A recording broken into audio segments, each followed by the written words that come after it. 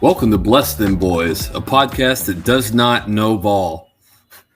We're one Saints fan and one Cowboys fan, one fan of who dat and one fan of dat win. We're here to give weekly takes, game recaps, bad betting picks, game previews, and the occasional Seinfeld reference. This week, our patron saint / cowboy is offensive tackle Pat McQuiston. Hopefully I'm pronouncing that right. I think it's McQuiston. Thank you. McQuiston played football at Lebanon High School in Lebanon, Oregon, earning second team All-Valley League honors. He was a junior defensive lineman. In his senior year, he was moved to the offensive line and earned honorable mention All-Valley League as an offensive tackle and punter, which is kind of a rare combination. Yeah, you don't see that much. Don't see that one much. McQuiston accepted a football scholarship to Weber State University. I think this is our second Weber State. It is because we talked about we talked about was Cooper. Yeah, I think so. Was it Terrence Cooper? Was he the Terrence Copper? Copper, sorry, not Cooper. Yeah. Copper. Good question. Yeah, Copper. So anyway, McQuiston accepted a football scholarship from Weber State, along with his brother Paul, no relation, but was declared academically ineligible in 2002. He would play baseball as a pitcher for one season at Edmonds Community College, and then in 2003 he would enroll at Weber State, but he sat out the season as an academic redshirt. 2004, as a junior, he played 10 games as a backup offensive tackle and guard. Missed the season opener. The team finished 1-10, but then as a senior in 2005, he started 11 games at tackle, and the team finished 6-5. McQuiston, right? McQuiston. McQuiston. Okay. I keep. You'll have it down by the end of the. Yeah, right. by the end of this. My apologies, sir, if you're listening. McQuiston was selected by the Dallas Cowboys, 7th round, 211th overall pick, 2006 NFL draft. Made the team over the previous year starter Rob Patetti, which, by the way, Rob Patetti, also a Cowboy Saint legend. We'll have to put him on one. Yeah, he's got to be on. He's on deck. Yeah. As a rookie, McQuiston was declared inactive for the first 15 games of the season. In 2008, he would play mainly on special teams. The following year, he was inactive for the first 9 games until Mark Colombo was lost through the season with a broken left fibula. That's got to hurt. So McQuiston was activated for the remaining 7 games, played mostly on special teams and as a backup. During his time with the Cowboys, he was a backup offensive tackle, played special teams. He was traded to the Miami Dolphins, exchanged for a conditional 6th-round draft pick on September 3rd of 2010. The teams were going to switch 2011 6th-round draft positions if the Dolphins had the worst record and higher pick. Eventually, no exchange was made because the condition wasn't met. No word on what the condition was, but yeah. In 2010, McQuiston would appear in all 16 games, had a career-high 8 starts for the Dolphins. And at the end of the season, his contract was due to expire. The Dolphins chose not to resign him. So McQuiston became a free agent. And on August 8th of 2011, he would sign with the Tennessee Titans and be released on September 2nd. And a couple weeks later, on September 27th of 2011, he would sign with the New Orleans Saints and play in 10 regular season and 2 playoff games. So he was a part of, in my opinion, the greatest Saints team in the history of the franchise. And that includes the Super Bowl team. So, but we can talk about that at a later date. He was a key staple on that offensive line. Well, his contributions were blocking tight end and on special teams. So, yeah. On June 8th, 2012, McQuiston re-signed with the Cowboys to provide depth for training camp, reuniting with the team for whom he played 3 seasons. He was cut on August 31st. September 3rd, 2012, he gets signed by the Arizona Cardinals after they lose offensive linemen Levi Brown and Jeremy Bridges for the season. He gets waived on September 25th. He gets re-signed on October 16th. All told, he plays in 6 games, 3 starts at right guard. The Jacksonville Jaguars then signed him on August 6, 2013, the same team for whom his brother Paul played in 2009. Pat would then be released on August 30th. He would sign with the Titans about a month later. About a month later on October 30th of 2013. He was inactive for the final 2 games, was inactive in 2 games, was subsequently released on November 12th. August 18th, 2014, he signed by the Atlanta Falcons for depth purposes after Sam Baker was placed on IR, released on August 29th. And as we mentioned, he did have a twin brother, Paul, who also played at Weber State and also played for the Jaguars, although they obviously were not on the Jaguars at the same time. That would have been cool. That would have been, yeah. That didn't, yeah. The McCourties were never on the same team, were they? Devin and Jason? I thought they did for like 1 year. Were they? I thought they briefly did. Maybe that's the only twin. That's the other twin that comes to mind. It would be the McCourties. I know I'm forgetting something. In basketball they have the Lopez's. Well, there's them, and there's also the Markeith. Oh, the Morris. Yeah, the Morris. Marcus and Markeith Morris. Yeah, exactly. Okay. Well, I'm Paul, the Saints fan. I'm Brandon, the Cowboys fan. We're your hosts. Now, Izzy, tell them what time it is. Yeah, that's it. It's go time. Let's see you lift that. Mr. Mandelbaum, please. It's go time. This one's for you, Pop. It's go time. It's go time. You've been married 3 times. That's it! It's go time! It's go time. I do want to point out before we get to housekeeping items. So what I normally try to do for the patron saint Cowboys, I try to make it someone who also played for either one of the teams the Saints or Cowboys are playing this week.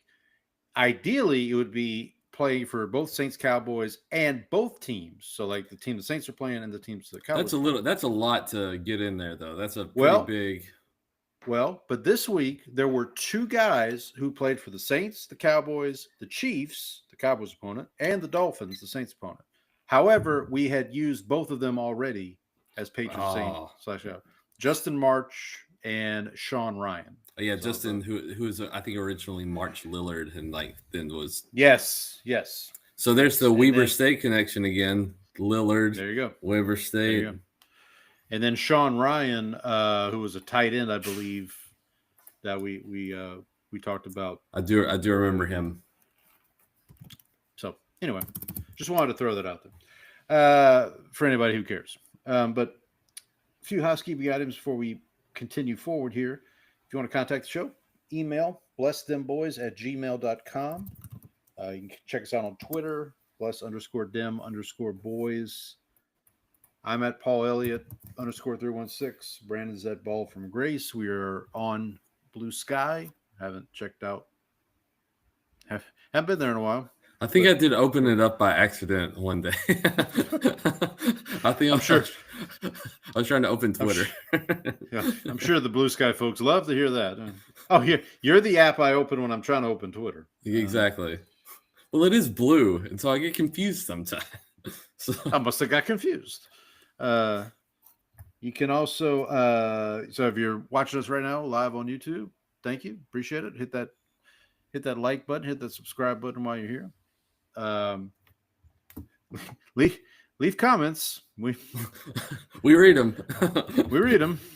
I was once told feedback is a gift. Well, last week must have been Christmas because we got plenty of feedback. We got plenty of feedback, but all in good fun. We're also if you don't check us out on YouTube, you can also check us out on Spotify and Apple. Like, share, subscribe, leave a rating and review. Tell your friends, tell your enemies.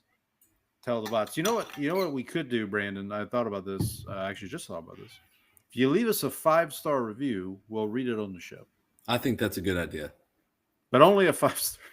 YouTube comments are not going to get read on the air. Well, yeah, I don't think we can.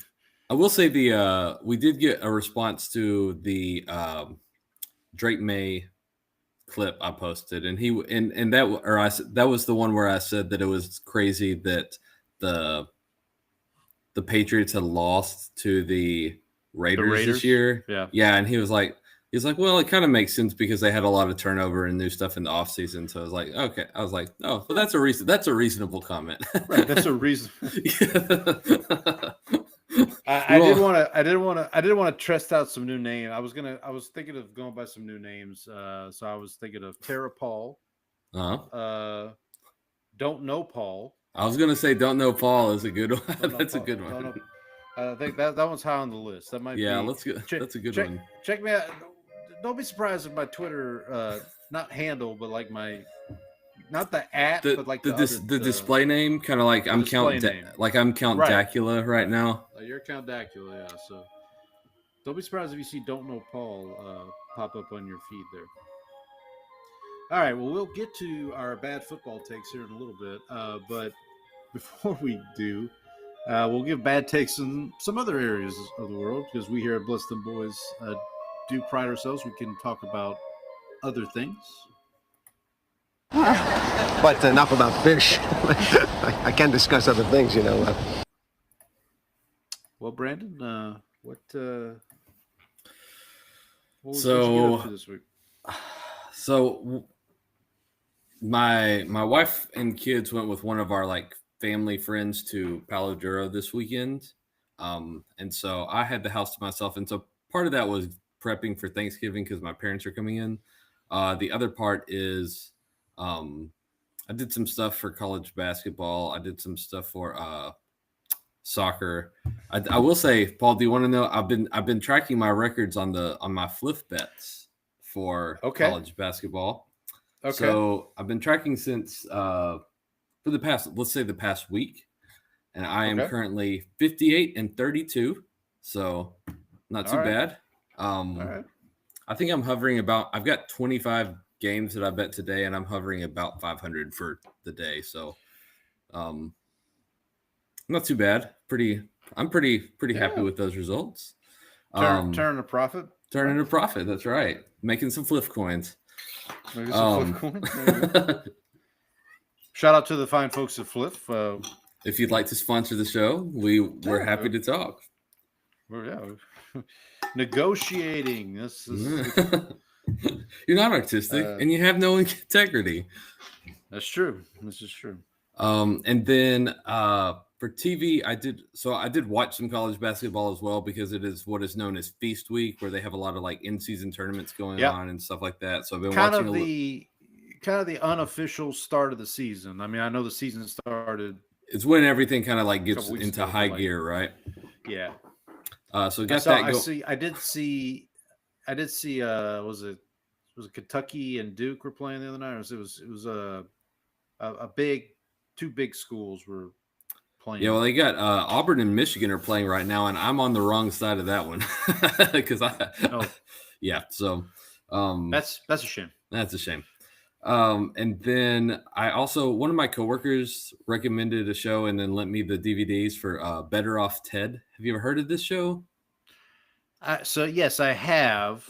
This is an older show, right? I've right. I think it had like 2 seasons, and Portia de Rossi is on it. Yeah. Was this on ABC? I don't remember what channel it was on, but ABC sounds right. I want to say this. It may have been one of the shows that my wife and I early when we just started dating. This may have been in our weekly for a little while in our weekly. Well, it was only around for a little while, so right. Well, yeah, fair enough. Yeah. And then it also had I think the kind of like the love interest character for Ted, she plays Ted Lasso's wife on Ted Lasso, the one who. So it's funny because she's in 2 shows with Ted as the main character, Better Off Ted and Ted Lasso. So they can combine them now and get Better Off Ted Lasso. There you go. It's actually a pretty funny show. It's one of those, like, it kind of reminds me a little bit of Suburgatory and some of those other shows where it's kind of like just dry humor and just kind of wacky. stuff. It is definitely kind of up my alley. So there was one. So they work for this. The premise of the show is they work for this big corporation that like develops all these crazy new products and stuff. But Yeah. one of the things that they'll do is like in the middle of the show they'll have fake commercials for the company, and like one of them was like talking about diversity, because like the premise of the episode was that they created these motion sensors to turn off power when people left the room, but it wouldn't pick up black people, and so like so they were having to like work around this, and so but That, I think that this rings a bell. Yeah, this so they were yeah. they did it. Okay, that They did like a fake commercial, and it's like we're here at I can't remember the name of it, like Viridian or something. It's like here at Viridian we're committed to diversity, and it's like we believe that we're all like we're strengthened when people from different backgrounds, and then at the end it goes Viridian diversity, good for us. It's like so it's pretty good. I have enjoyed it. I did watch a couple of episodes of Seinfeld today. So Nice. I watched. I put on the notes about. I pulled out the DVDs. I didn't go to Netflix. I actually pulled out the DVDs and put on the. okay. Yeah, All right. the way it was intended to be watched, as I say. So I turned on the notes about school. nothing. Old Yeah. school. On my PlayStation 3 is my DVD player. Really old school, yeah. So I remembered I watched like the Pledge Drive was one of them. So like the start of season 6. Yeah. No. Is that Danny Tartable? I'd love to shake his hand, but I can't. There was the one about the High Talker. The High Talker was on there. Yeah. Because that was the Pledge Drive, yeah, right? that's the same episode. Yeah. Yeah. Because he calls the Pledge Drive, and Kramer's like, "Listen, lady, you gotta get over. Is it? Gotta get Nana? over this." So I watched You that, hung and up then on my Nana? I told her to drop. You told her to drop dead. You told Nana to drop dead. I knocked out the first 2 episodes of season 2 of The White Lotus too, so I finally got around to that. Okay. Man, Jennifer Coolidge, man, she is something in this show. She seems like a lot to, man. yeah, she's a lot to deal with. So I got into that, got through the first 2 episodes, trying to figure out who are the people that die in this one, because I think this is the season 2 is the one in Italy, right? Right, in on Sicily, because it's funny because so in the Italian show that I was watching previously, El Gattopardo, that was also in Sicily, right. so there's a connection there. Yeah, F. Murray Abraham is in season 2, right? He's the older, like grandfather, the older, I think. the nonno. Yeah. Yes. I think. Yeah. Okay. Yeah, and it's got Aubrey Plaza and is this? Yeah. Okay. Yeah. This is the Aubrey Plaza season. Yeah. Okay, yeah. Right, yeah. And the guy that looks like who I always think of is looks like James Franco to me. I can't think of his name. He's in something else too. Like I don't know what else it was. Yeah, I know what you're talking about. Yeah. Well, now I'm thinking of Patrick Schwarzenegger, but he's in season 3.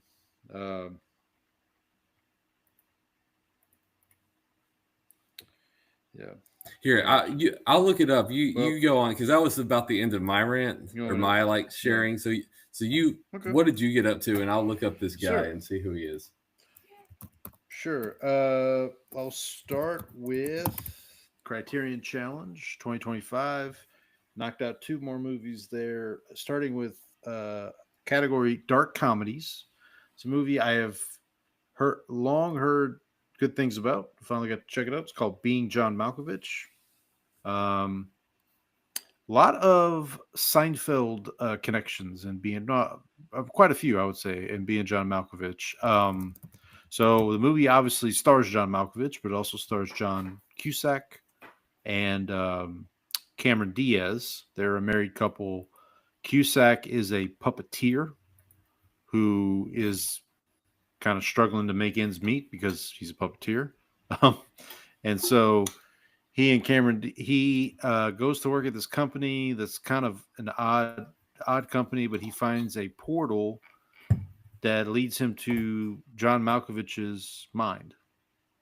And basically Being John okay, yeah.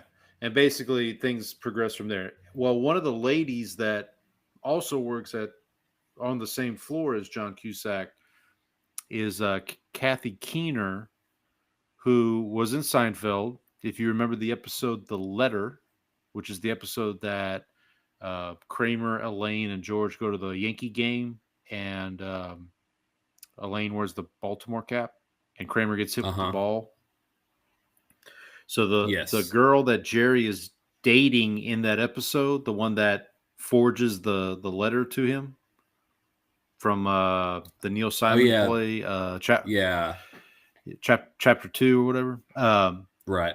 That lady, that is Kathy Keener. She is kind of the I don't want to give too much away, but she plays a major part in Being John Malkovich. Also, W. Earl Brown is in the movie for a little bit, who was in a Seinfeld episode. He played Al Netchie, which, if you remember the beginning of I think it's the stand-in episode. Is that where he's George like, and Jerry are on he's a so bus. in love? Right.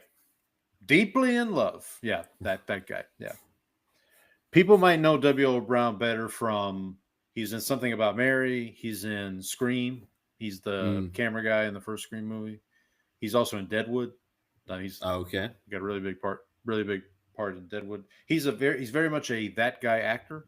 I always enjoy whenever he shows up in anything. So, but yeah, being John Malkovich, I would highly recommend checking it out if you have not seen it. It's actually celebrating.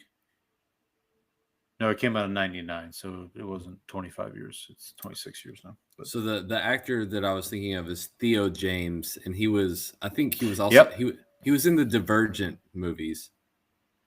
Yeah, but yes, he does look like a Franco. I know exactly what you. Yeah, he just he has that sort of bone structure. I think that's what it is. Yep, that's it, buddy. Then the other category, Rachel Kushner, Her Adventures in Moviegoing, which this has been a category for other folks, but basically it's somebody picks some movies that they enjoy and whatnot. So I had to pick one of her movies, and the movie I picked was a movie called Wanda, which is not related to Wanda, not Wanda Sykes, right? No, definitely not Wanda Sykes. Definitely not. This is a movie from 1970. It was was written and directed by Barbara Loden. And it's basically, Wanda is this, I'll read you the IMDb description. Wanda, a lonely housewife, drifts through mining country until she meets a petty thief who takes her in. And that's basically like as it sounds.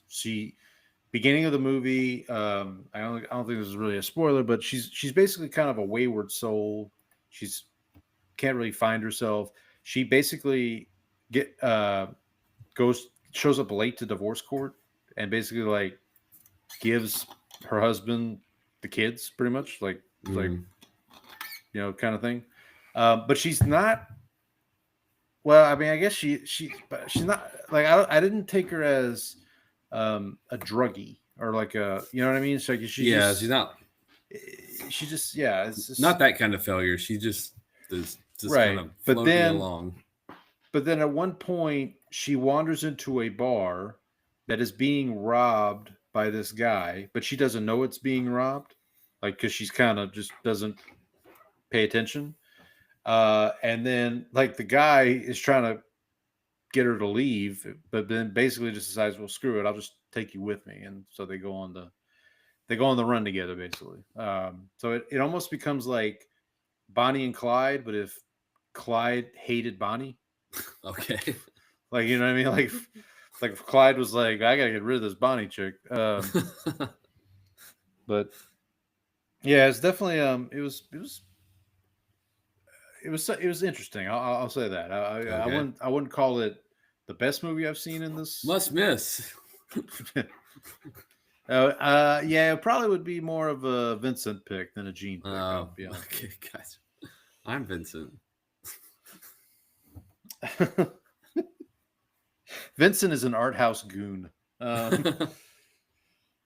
Also, so a couple weeks ago, I think last week I talked about this too. I logged my 1,000th diary entry on Letterboxd. I had the poll up, Dressed to Kill one, so that became my 1,000th diary entry. I logged my 1,000th film. Okay. And I went a little off the beaten path for this one. The 1,000th film I did was Stop Making Sense, the Talking Heads 1984 concert film that was directed by Jonathan Demme, who's the same guy who directed Silence of the Lambs and no relation to Demi Moore, right? No relation to Demme. It's not Simi Tractor Trailer. But I had always heard that this. I had never seen it before. I'd always heard wonderful things about this film. I had heard some music from the Talking Heads, and I was never like a huge fan. Yeah, they don't do it for me. but this concert film is phenomenal. It is really good. I was really blown away by how good it was. I got it. So I need to get you to watch Sign of the Times, the concert movie. So I'm aware of that one. I am aware. So I will definitely put that on the list. I think it's streaming somewhere. Oh, really? Maybe I do have a DVD. I do have a DVD copy. Oh, there you go. Well, I'd have to find. I don't know if I have anything that would play a DVD, but we can. We'll figure that out. We can figure that out. And then I did a kind of an unintentional Matthew McConaughey double feature. So the Rewatchables podcast this week did their episode on a movie called Two for the Money. Which, have you seen this movie, Two for the Money? The name sounds familiar. I feel like I saw it a while back. Okay, so it stars Al Pacino and Matthew McConaughey. Matthew McConaughey plays a former college quarterback who had like this harrowing career-ending injury, and to make ends meet, basically turns to being a bookie or like if you remember when we were kids, they would have the guy that would go on TV every week and be like, "Here's my picks for this coming Sunday." I did see this. I think I saw it in college. Yeah. I'm pretty sure it came out. It came out in 2005. Yes, because I was that. Originally. Yeah, so that would have been freshman year for me, and so like I'm like, yeah, I did see this. I think I saw it in theaters actually. And Al Pacino plays like the old veteran of the game, so to speak. He recruits McConaughey to like be his apprentice, so to speak. Mm-hmm. And then he is married. Pacino is married to Renee Russo in the film. So there's kind of I won't say a love triangle, but there's something going on. There's something going on there. It is at points very funny. It is at points pretty. It gets pretty dark. Like, yeah, it gets dark. Yeah, it definitely gets dark. I had seen it also, I think in college, maybe not when it first came out, but at some point somebody went to Blockbuster and brought it home, kind of thing. Yeah, and like I didn't remember. For some reason, I thought the Pacino character was a little more nefarious, and he still is. Like he's because basically, excuse me, he basically is like what you would expect from a guy who's been in this game in doing what he does for so many years. Like he's recovering alcoholic, recovering gambling addict, like all this stuff, and but it's very good. Also, Jeremy Piven is in the movie. This is like right around the time Entourage is going. Like if you were a fan of that show, I would definitely recommend it. I'll have to go back and rewatch that. Did you ever see Devil's Advocate with Al Pacino? And absolutely, yeah, that's a great movie too. So that's Keanu what Reeves I kind of yes, Keanu Reeves. Who's the I can picture her face, but I can't. Charlize Theron. Charlize Theron. Thank you. That was kind of one of her first big roles too. I can picture a scene in that movie. I bet you. Also, one of the first curiosity. Empty calories and male curiosity, Georgie. But also one of the first, I think, movie roles for Connie Nielsen. If you know Connie Nielsen from, people probably know her best from from that show Nashville from years ago. That name sounds. I did watch. She was in Friday Night Lights. She was in the TV version of Friday Night Lights. Are you talking about Connie Britton? Connie Britton, you got it. Okay. Yeah, okay. You're right. Yeah. I apologize. I knew it was a Connie, but I couldn't. I got the last name wrong. Okay. This is like the one of the few times I've ever corrected you on an actor. There you go. Anyway, so that was Two for the Money. And then the second of the McConaughey double feature is a movie called Killer Joe, which is directed by William Friedkin, who I've talked about on the show before. So he directed French Connection, Exorcist, those movies. Basically, it is set in Texas. It stars Emile Hirsch, which I don't know if people know who Emile Hirsch is. I do know the name. So Emile Hirsch and his dad comes up with a plan and enlists his father, who he's kind of estranged from. His father's played by Thomas Hayden Church, who you may remember from. He was in Sideways. He was in Wings years ago. He was He was the villain Sandman in the Spider-Man.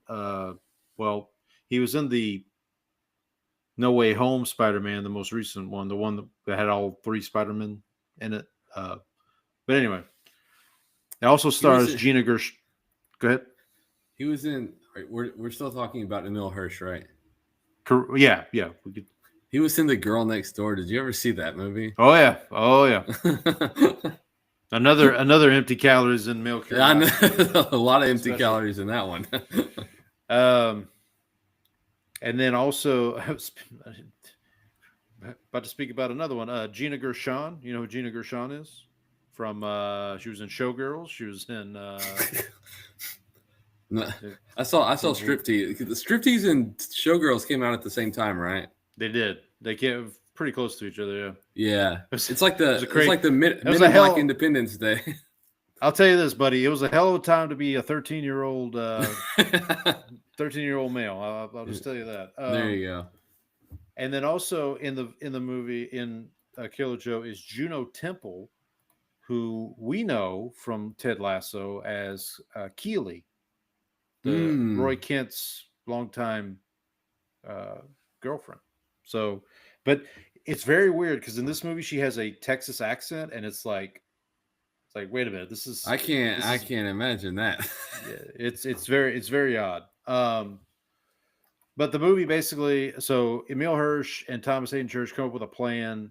So Thomas Hayden Church is married to Gina Gershon, but Gina Gershon is not Emile Hirsch's mother. So they've remarried.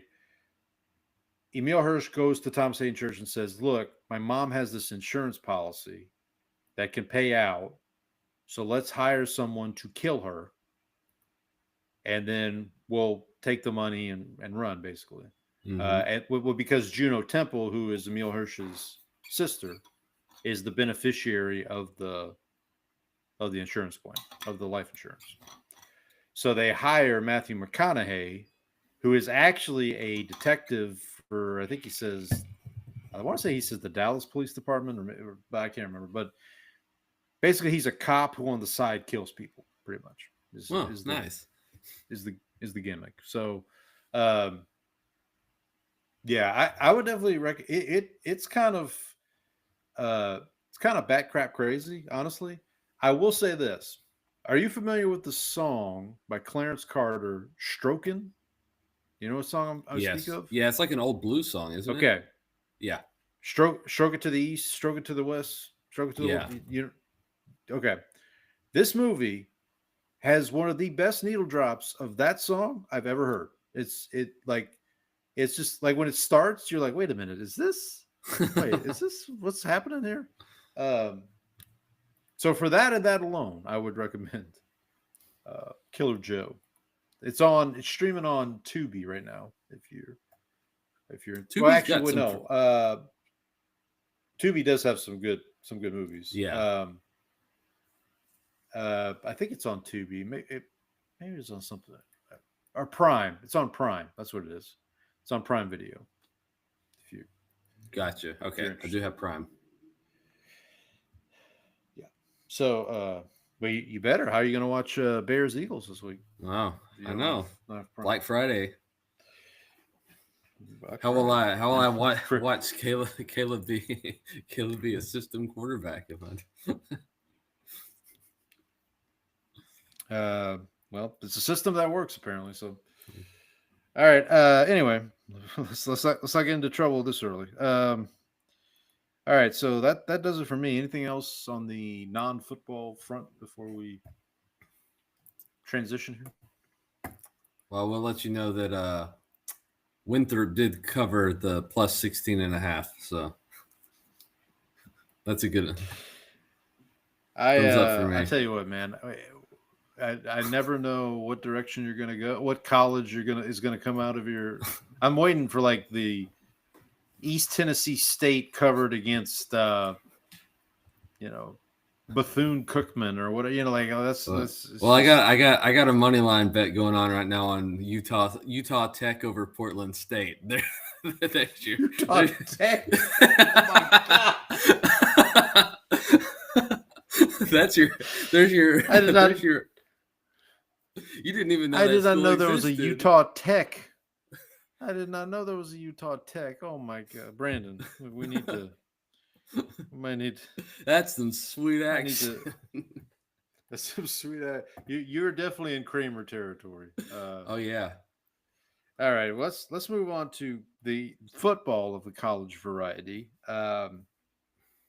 So I know you've got some new clips this week for some new segments we're going to roll out. I wish I had told you to cue up the "I'm Back, Baby" from Frank Costanza. Hold on. I have that on the computer. I'm holding. I don't think it'll let me up. Oh, there it is. Pretty sure I've got this on here. Yep. Processing.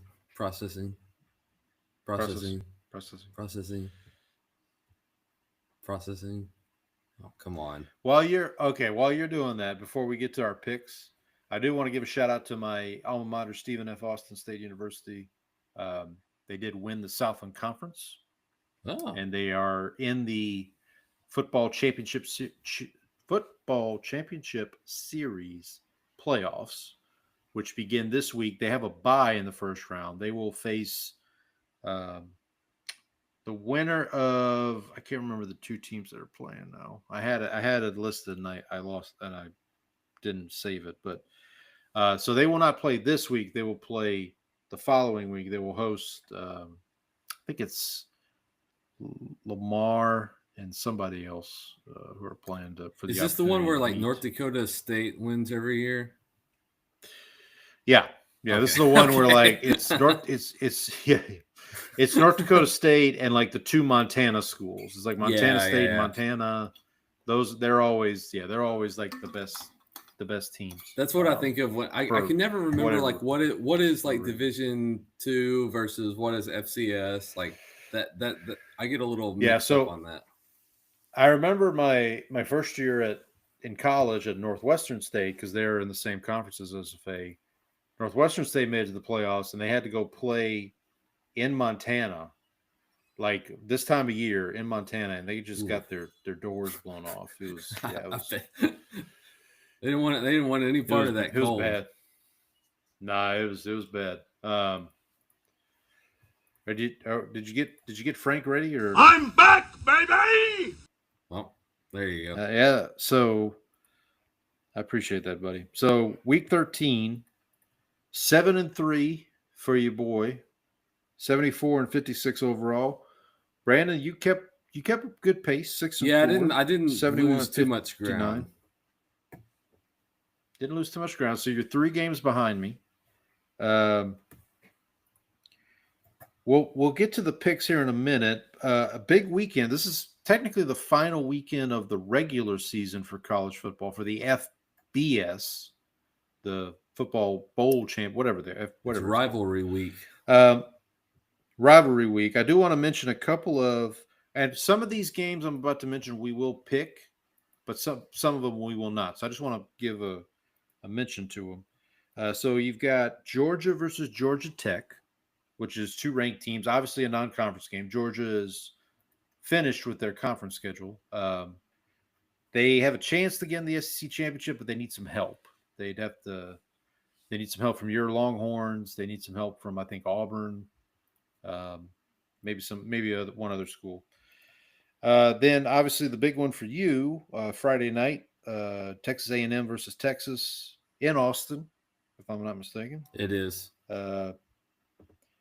And then around that, a little while after that, the Battle of Arizona. We got the Arizona Wildcats, the Arizona State Sun Devils fighting it out Friday night as well. The big one on. I was going to say, you don't want to mess with those Devils, boy. No. Did you ever see that quote from Herm Edwards? No, I don't think so. So you remember he was the Arizona State coach for a little while? The coach. Yeah. So when he got there, somebody, like, you know how the reporters will say what newspaper they're with, and he was like from Devil's Daily or something like that, like some website that covered the Arizona State program, and he goes, Devils. I wouldn't be messing with those Devils, boy. It's like, are you not aware of what the mascot is, Mr. Edwards? So, wasn't he fired on the tarmac or something? Wasn't that the story? Like when he got let go from Arizona State, there was something weird that happened with it. I don't remember the exact story, but it didn't go away. I listen. I am a Herm Edwards fan. I loved him on Mike and Mike in the Morning back in the day, because he would used to. My favorite thing Herm Edwards would say is, "If I tell you it's Easter, you better start coloring your eggs." Like I don't know why that would always get me every time he would say it. All right, back to the college football here. The big game on Saturday, one of the big games, Ohio State at Michigan. Obviously, Michigan has beaten Ohio State now 4 times in a row. It's something like that. I mean, obviously last year was the big upset because nobody expected Michigan to beat them in Columbus, and they did. This game's in Ann Arbor, so Ohio State looking to make a statement before they get into the Big Ten. They're trying to make an Ohio statement. An Ohio statement, yeah. Presumably playing against Indiana, who plays Purdue on Friday afternoon. And then also on Saturday, you got Miami at Pittsburgh. Those are both ranked teams. Vanderbilt at Tennessee, so the battle for Tennessee there in Knoxville. And then, I think that's the only ranked matchups. Obviously, we've got some classic rivalries, the Iron Bowl, Alabama-Auburn. That one's on Saturday.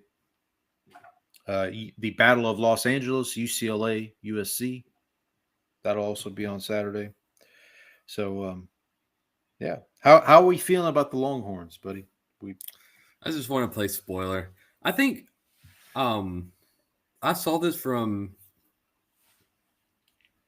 I think it was the account that you sent me about like the scout, and he said that Arch has played like a first round pick the last couple of weeks, and so that kind of that sort of validated what I had seen, which is like I think he's playing fine. I think there's a lot of stuff around the offensive line and other parts of the team that have not played well, and I think that's been the problem. And so hopefully the defense gets its mojo back. Hopefully Arch continues to play well, and hopefully we can block somebody. So that's all I got. I really do think one of the funnier outcomes would be the Saints just drafting Arch in 2027 anyway, after like all this, like, oh, he's gonna come out in 26. Saints will have the number 1 pick, yada yada. And now we've gone through this whole cycle of Arch sucks.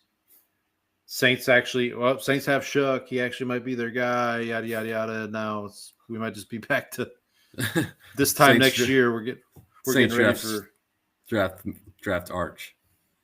Who knows? Let's get to the actual games we're going to pick here. Let me pull this up. So we are picking. We have 3 games on Friday, and then 7 games on Saturday.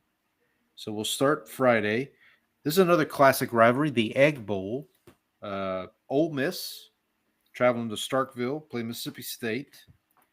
Ole Miss is the road favorite. A lot of talk around Ole Miss right now. Obviously, Lane Kiffin, the discussion of a lot of rumors and innuendo. Well, you know what they say. Love runs out the door when love flies innuendo. That's true. That's an old Groucho Marx quote for you, Paul. There you go. There you go. That's why you come to Bless Them Boys, ladies and gentlemen, for that kind of stuff. Ole Miss again traveling to Starkville. Ole Miss laying 7.5. That doesn't feel like a lot of points. Mississippi State is 5-6 this season. So I'm going to lay the points with the Rebels here. I'm going to take the points on the distraction narrative. That's true. That's what I'm going with. I didn't think about that one. Oh, we've got Donnie in the chat. Donnie, I've popped in here to say Andy sucks. LOL. So he's getting his. Sure. Can't wait to getting his heat back. Yeah, Andy's gonna. Andy will come in and wait. Was it? No, Andy? It was Andy. Andy. So okay. So yeah, I think it was 2 weeks ago. Andy was in here. He was like, yeah, great show, guys. By the way, Donnie sucks or something like that. There we go. So they're trading blows in the comments. Yeah, they're cutting promos on each other. There we go. Nothing wrong with that. All right, another game on Friday here. We've got Utah, the Utes. Very disappointed in the Utes last week. That was. What are you doing? They did win the game though. They won the game. I have to share this. I did say, I think I texted you this. I said, I really wish Utah's offense would be very good. Then I could say that the only person who can cover the Utes is Joe Pesci. Yes. Or defend. Defend the Utes. Defend, whoever would the defend the Utes. Dang it. I messed up my own joke. All right. Well, this week we'll see how the Jayhawks of Kansas do. Utah traveling to Kansas. Utah's laying 13.5. Do I make the same mistake 2 weeks in a row? Do I lay the points with the Utes here? I'm laying the points. I'm back on the wagon. Yeah. All right. Well, fine. I will hop on the bandwagon with you. All right. Up next, here's one of those ranked matchups we talked about. Non-conference here, but a rivalry game. Georgia traveling to Georgia Tech. Bulldogs are laying 13.5. I'm going to take the 13.5 with the Yellow Jackets. Wasn't Georgia Tech pretty disappointing last week too? They laid an egg against Pitt. Might have been looking ahead to this game. I mean, George, again, the reason I'm taking the point, this game for Georgia doesn't, I mean, it matters in terms of like the committee and all that stuff. They need help to get in the SEC championship anyway. I mean, you don't want, well, actually winning this game would help them too, because I think the tiebreaker also includes like something about where you're ranked in the right, what you call it. So the FBS rankings or whatever they're called now. The playoff rankings. Yeah, I'll roll with you. I'll take Georgia Tech. All right, here we go. Saturday. Here's the big one we talked about. Ohio State travels to Ann Arbor. Ohio State laying 9.5 against the Wolverines. I'm gonna lay the points with the Buckeyes. I think this is the year they get it done against the Wolverines. That's what I think that's where I'm at too. I think Michigan's missing some people, or it feels like they've had people out, and so I'll go ahead and also Bryce Underwood, obviously freshman quarterback. This will be his first Ohio State Michigan experience, so keep that in mind as well.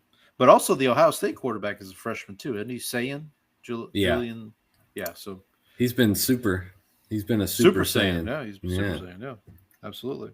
I wasn't sure if you would get that reference or not. I didn't know if I got you. I'm here. I'm aware. I am aware. Up next, Texas Tech rides into Morgantown, West Virginia.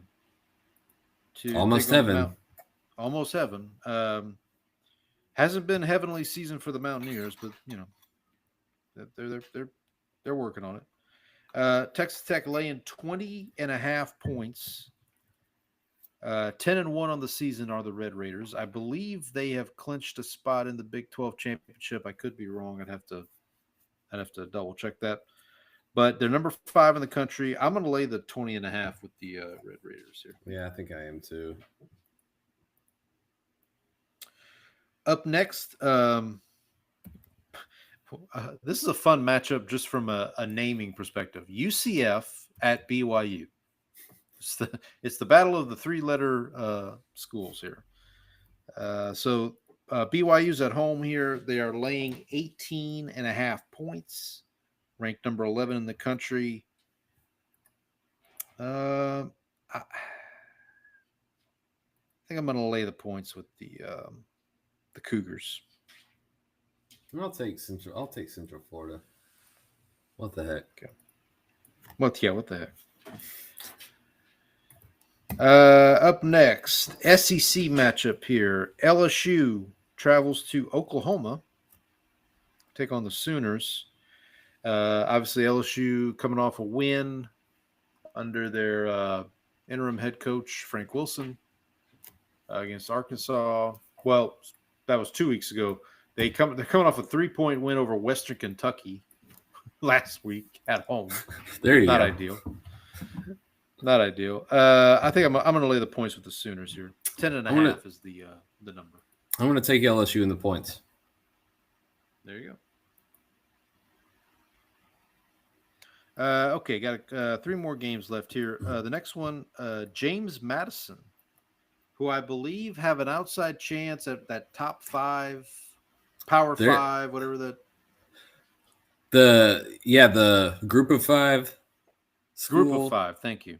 Yeah, so because Memphis and all the other teams keep blowing their chances at this, and so it's like who wants it less right now? I want to say So the rankings that came out tonight, as we're recording this, Tulane was the team.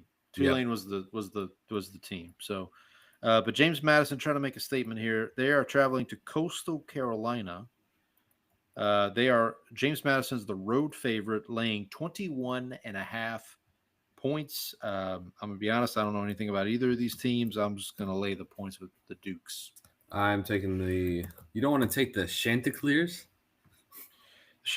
Isn't Coastal Carolina the school where they had the coach who did the post-game speech about dogs, about I want a dog? I don't want a bunch of cats. I want dogs or I something think like so. that. Yeah, I don't know if that's Is that- right, but I know what the speech. I know what speech you're talking about, but You I know what don't I'm know if talking that's. Well, I know the speech, but I don't know if this is the school. This is the school. Okay. I said I don't know. All right. All right. 2 more games here, and there are intrastate rivals. First up, Virginia Tech, who just hired James Franklin to be their new coach next year. I wanted to mention this because I actually was watching the Virginia Tech game.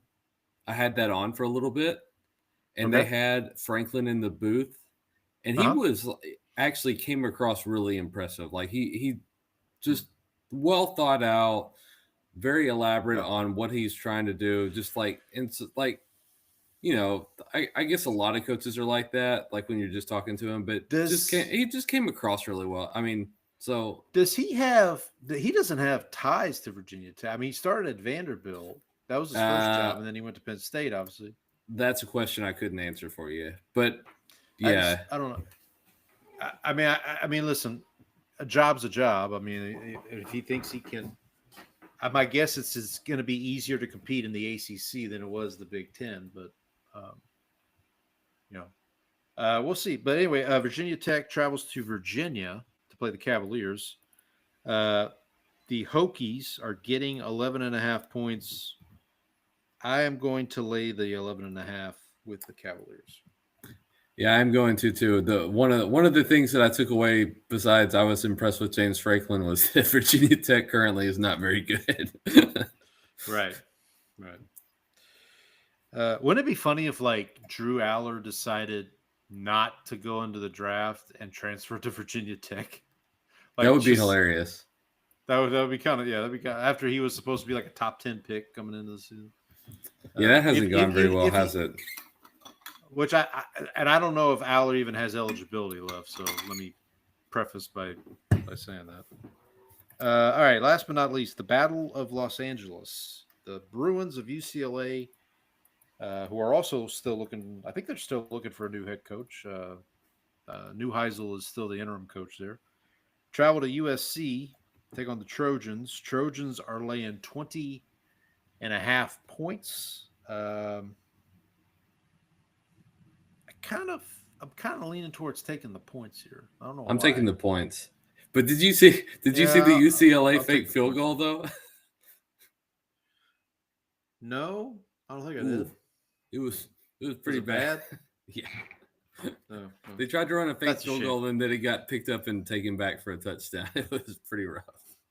Well, that's not ideal. That's less than ideal, I would say. All right. Anything else on the college slate we want to mention before we move on to the professional ranks? No, but I will say that I do not have my preseason picks updated for this week. That's so okay. I'll have to get that. I'll have to get that. Actually, I wanted before we get to the recap or the recaps, I should say. We did get a bi-week dispatch from our good friend Donnie. So, and this is a little more overall the entire NFL. So I thought we'd start with that. So it doesn't just say Andy sucks. So no. Let me check. No, doesn't just say that. Okay. So the title of the email: bi-week dispatch, random musings. So he says, "Happy Thanksgiving to all." Yep, happy Thanksgiving to everyone out there in America. If you're listening outside of America, happy Thursday to you. Coming up. So he wants to give Donnie does want to say congratulations to Brandon on the Cowboys getting the W over Philadelphia. Uniforms are correct, looked beautiful. Very perplexed by Brian Schottenheimer's coaching down the stretch. I don't want to steal your thunder here, Brandon, if you're going to get to this. Yeah, but, I think a lot. Donnie, a lot of that is just play call. Some of the play calling in the red zone is questionable. I think he's still. I think that's coaching growing pains. Okay, so because I'm gonna talk about that with my rookie head coach too. But anyway, with a little over 3 minutes to play, Dallas had a fourth down inside the 5 to in a tie ball game. To me, this is a no-brainer. Kick the field goal, take the lead, play defense. They elect to go for it, proceed to turn over on downs. Would have been a fireable offense to me if the Eagles go on and win on a field goal at the end, but they didn't. Now, Donnie, needs Dak and the boys to take care of business on Thanksgiving. Obviously, playing the Chiefs. I'm certainly hoping that we will. Donnie goes on to say, I really dislike the Chiefs and do not watch them unless they are playing the Broncos. Yesterday, Red Zone was going to the Chiefs game a lot, and boy, let me tell you what, I am over Tony Romo glazing Mahomes. Mahomes played okay, but Romo is like, here comes playoff Mahomes, Jim. He said that like 14 times last week against Denver, too. It was gross.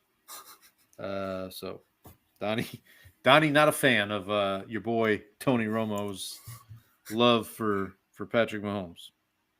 Noted. And then finally, I am aware. And then finally, Donnie says, with Baker Mayfield, that is, getting hurt, are we prepared for a Carolina Panthers NFC Championship scenario? They have 49ers tonight. He wrote this email on Monday. Home for Rams and then a bye. Then at Saints, home for Bucks, home for Seahawks, and at Bucks. They could lose all those games or win 2 or 3. Unfortunately for them, the Bucks have 3 home games in a row. Cardinals, Saints, Falcons, at Panthers, at Dolphins, home for Panthers. Can they get healthy enough to win 4 of those games? So we could talk about that as we get to the recap, but obviously the Bucks and Panthers kind of in a who wants it more, maybe? Who wants it less? This is a who wants it less. Who wants it less? Yeah. All right, let's get to the recap. So real quick, I know you said you didn't have your preseason picks. I was 7-7, even Steven for week 12. 105-73 for the season. Spread, a different story. Different story for your boy. The spread picks, we were both 4-10 for the week. Fade Dem Boyz. I am 73-1. Fade Dem Boyz. I am 73-105 for the season. You are 80-98. You are. Oh, did I mix this up? Wait. I'm 81-97. 81-97. Okay, sorry. I screwed that up. All right, anyway. 81-97. You are 8 games. Well, I guess 8.5 games. No, 8 games. 8 games. Behind. No, 8.5. Yeah, you're 8 in the win column. You're 8 games behind Donnie. Right. Donnie is 1 game above 500, 89-88. Our good friend Andy is at 87-91. In the spread, in the confidence picks, you are in the lead, 112-65 for the season with 1,004 points total. You were. I meant to write down the week's number, but I wrote down the season number by accident. I don't know what you were for the season. I apologize, or for the week. Sorry. Week 12. Week 12, I was 9 and. Wait. Oh, I don't have that. Hold on. I've got it pulled up. Well, while you do that, I will just say for the season, I am 104-73. I'm at 893 points. Andy's at 101-61, 874. And Matt Eberflus or whoever our Brock Purdy, whoever our mystery opponent is, 87-47 with 750 points. I was 11-3 this week. There you go, 11-3. Okay, with 90 points, I believe. I had 68 points for the week. I don't know what my record was, but that's not important. We did have one more team settle their win totals for the season. That was the Jaguars. They hit the over 6.5. You and I both had that. So I am now 4-1 on the win totals for the year. You are 3-2. Andy also 3-2. So keeping track of that. And then finally for our skins game, our win-loss game, I'm sitting at 114 points for the season. You are sitting at 102. So pretty close. We're still close. I think I don't have it in front of me, but I think the biggest detriment to you is one of us took Colts losses. That was me. And I think that was you? Yeah, okay. I was like, yeah, Colts losses hurts. Wait. Hold on. No, because you had, I think you had Texans wins and Colts losses, I think. That was I got it right here. Yeah, I had Colts losses. You had what's holding you back right now is the Rams. Bengals wins. Bengals Rams wins, Rams losses, Steelers losses, maybe that's not terrible. Yeah, I mean, because you had Bengals wins, they only have 3 right now. Rams losses, they only have 2. And then for me, I have Texans wins, which has gotten better, obviously. I had Colts losses, that's only 3. I have Commanders wins. That doesn't help. Well, that's not helping you. That's another one. That's not good for business. That's not even good for anybody. So yeah. So I think I've recapped all. We'll review our upset picks and our locks when we get to that segment. But right now, let's move on. So Brandon, I'm going to turn the floor over to you. You got these new segments you want to introduce here.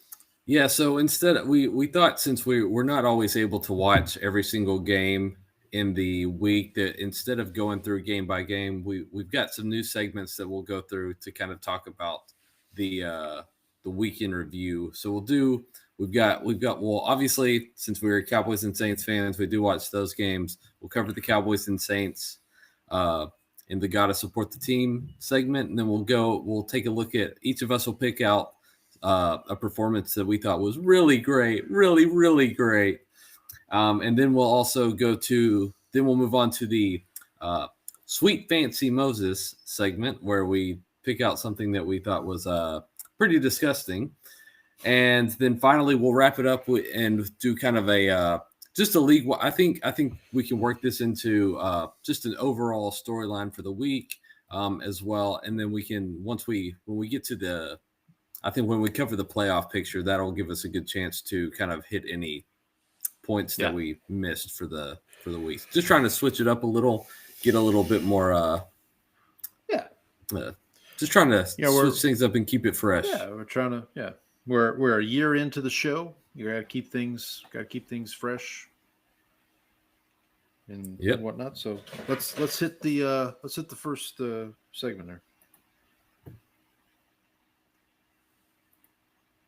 Well, support the team. Hey, man, I'm just trying to support the team. Well, you got to support your team, huh? Okay, ready to go? Yeah. Let's get it on! Thanks, David Putty. He kicks us Shout out to David Putty. I'll let you go first, since you have better news. Well, it didn't look like that at the start, because this game there was a lot of self-inflicted pain in this one, because the Cowboys got the ball first, were moving the ball and got to midfield, went for it on 4th down.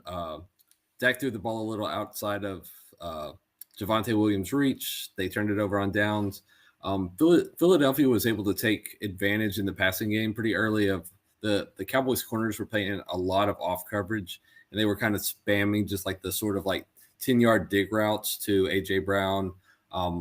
The first touchdown was they had Bland in main coverage, and he's playing like outside leverage, and Brown just gives him kind of a turn and then like a subtle little push to create separation. Like just it's not the kind of push where you're going to get a call on it. It's just sort of like use your body to create separation.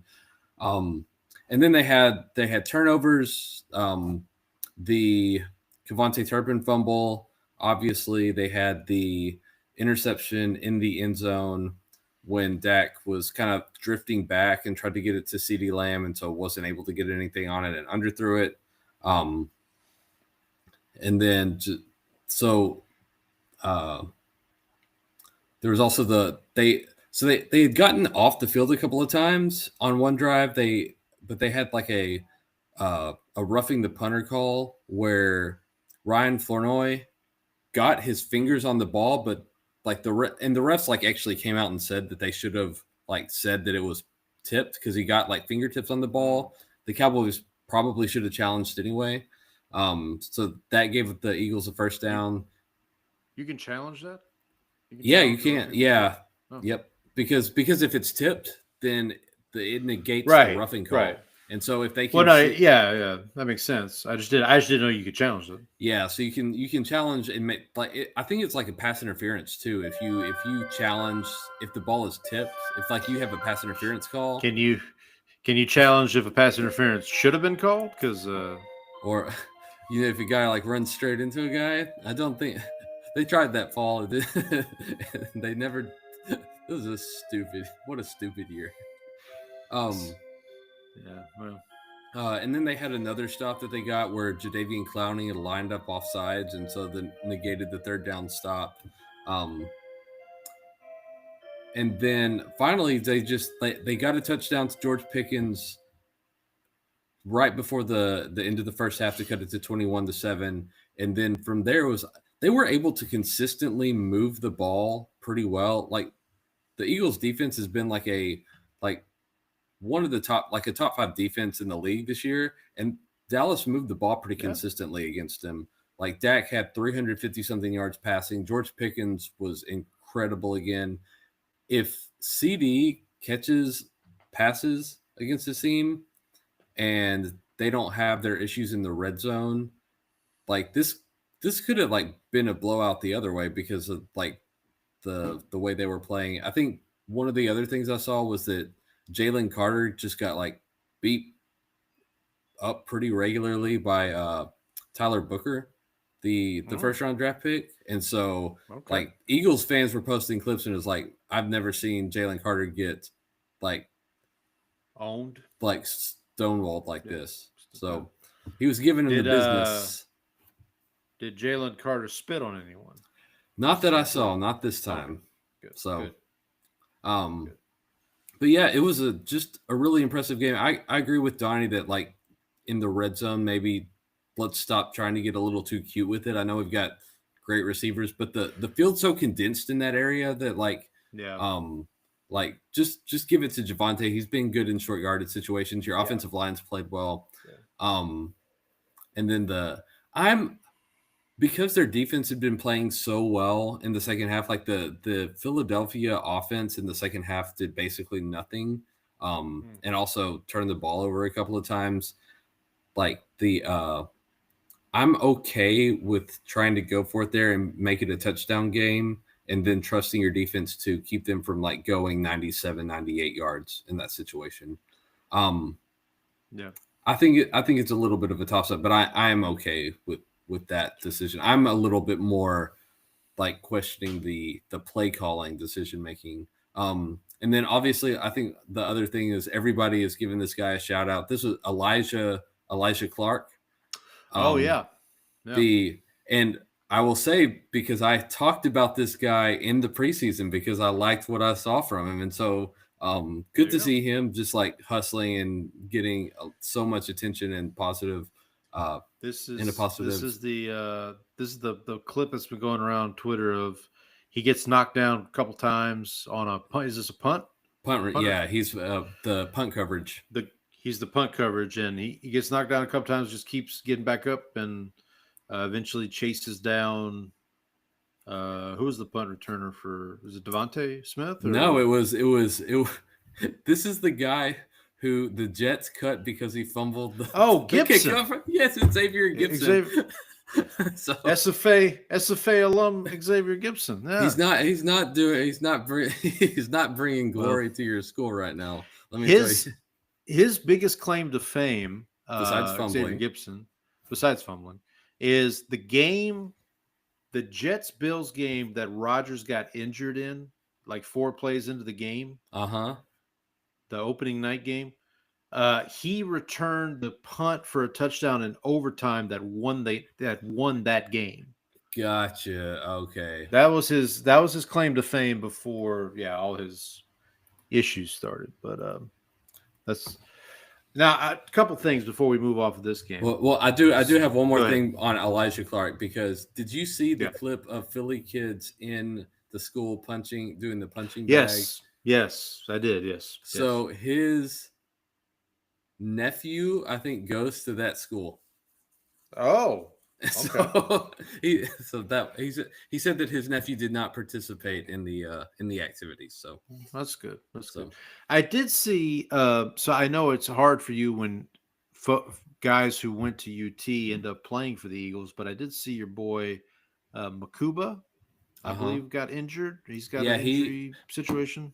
Yeah, that was on the George Pickens catch that set up the game-winning field goal, because he got rolled up on the tackle. And then there was another guy, Ojumbo, Moro. Oh yeah, one of their defensive linemen. Also from UT, right? He's also a long Yeah. That's right.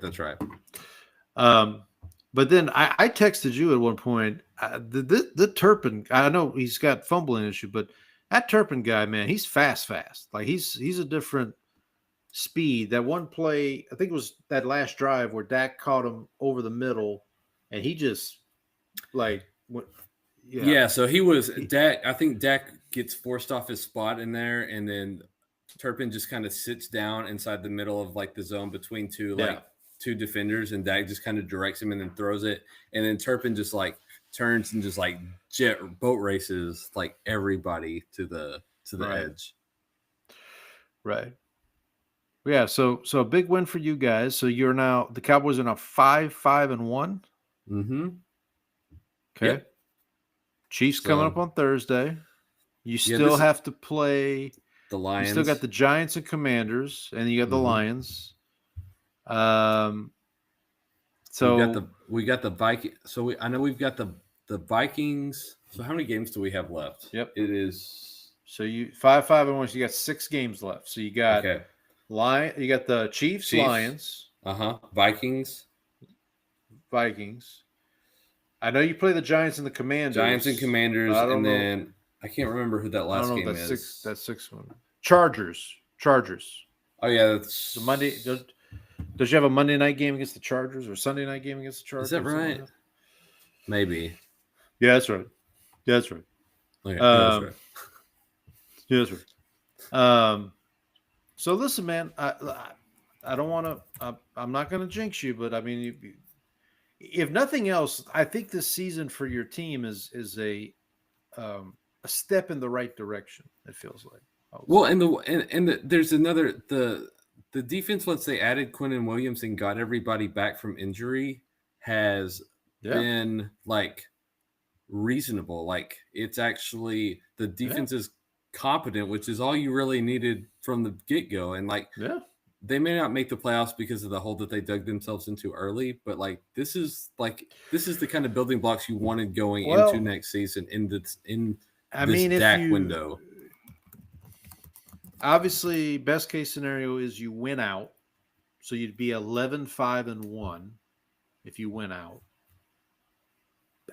That should get you in the playoff. In the NFC, 11 wins should get you in. Winning out is unless you run into some crazy tiebreaker with, winning out is a bit of a tough. Winning, I get it. The schedule. I get it. But I mean, but listen, you do play Detroit, so if you beat Detroit, at least you'd have that tiebreaker if that comes up in a wild card.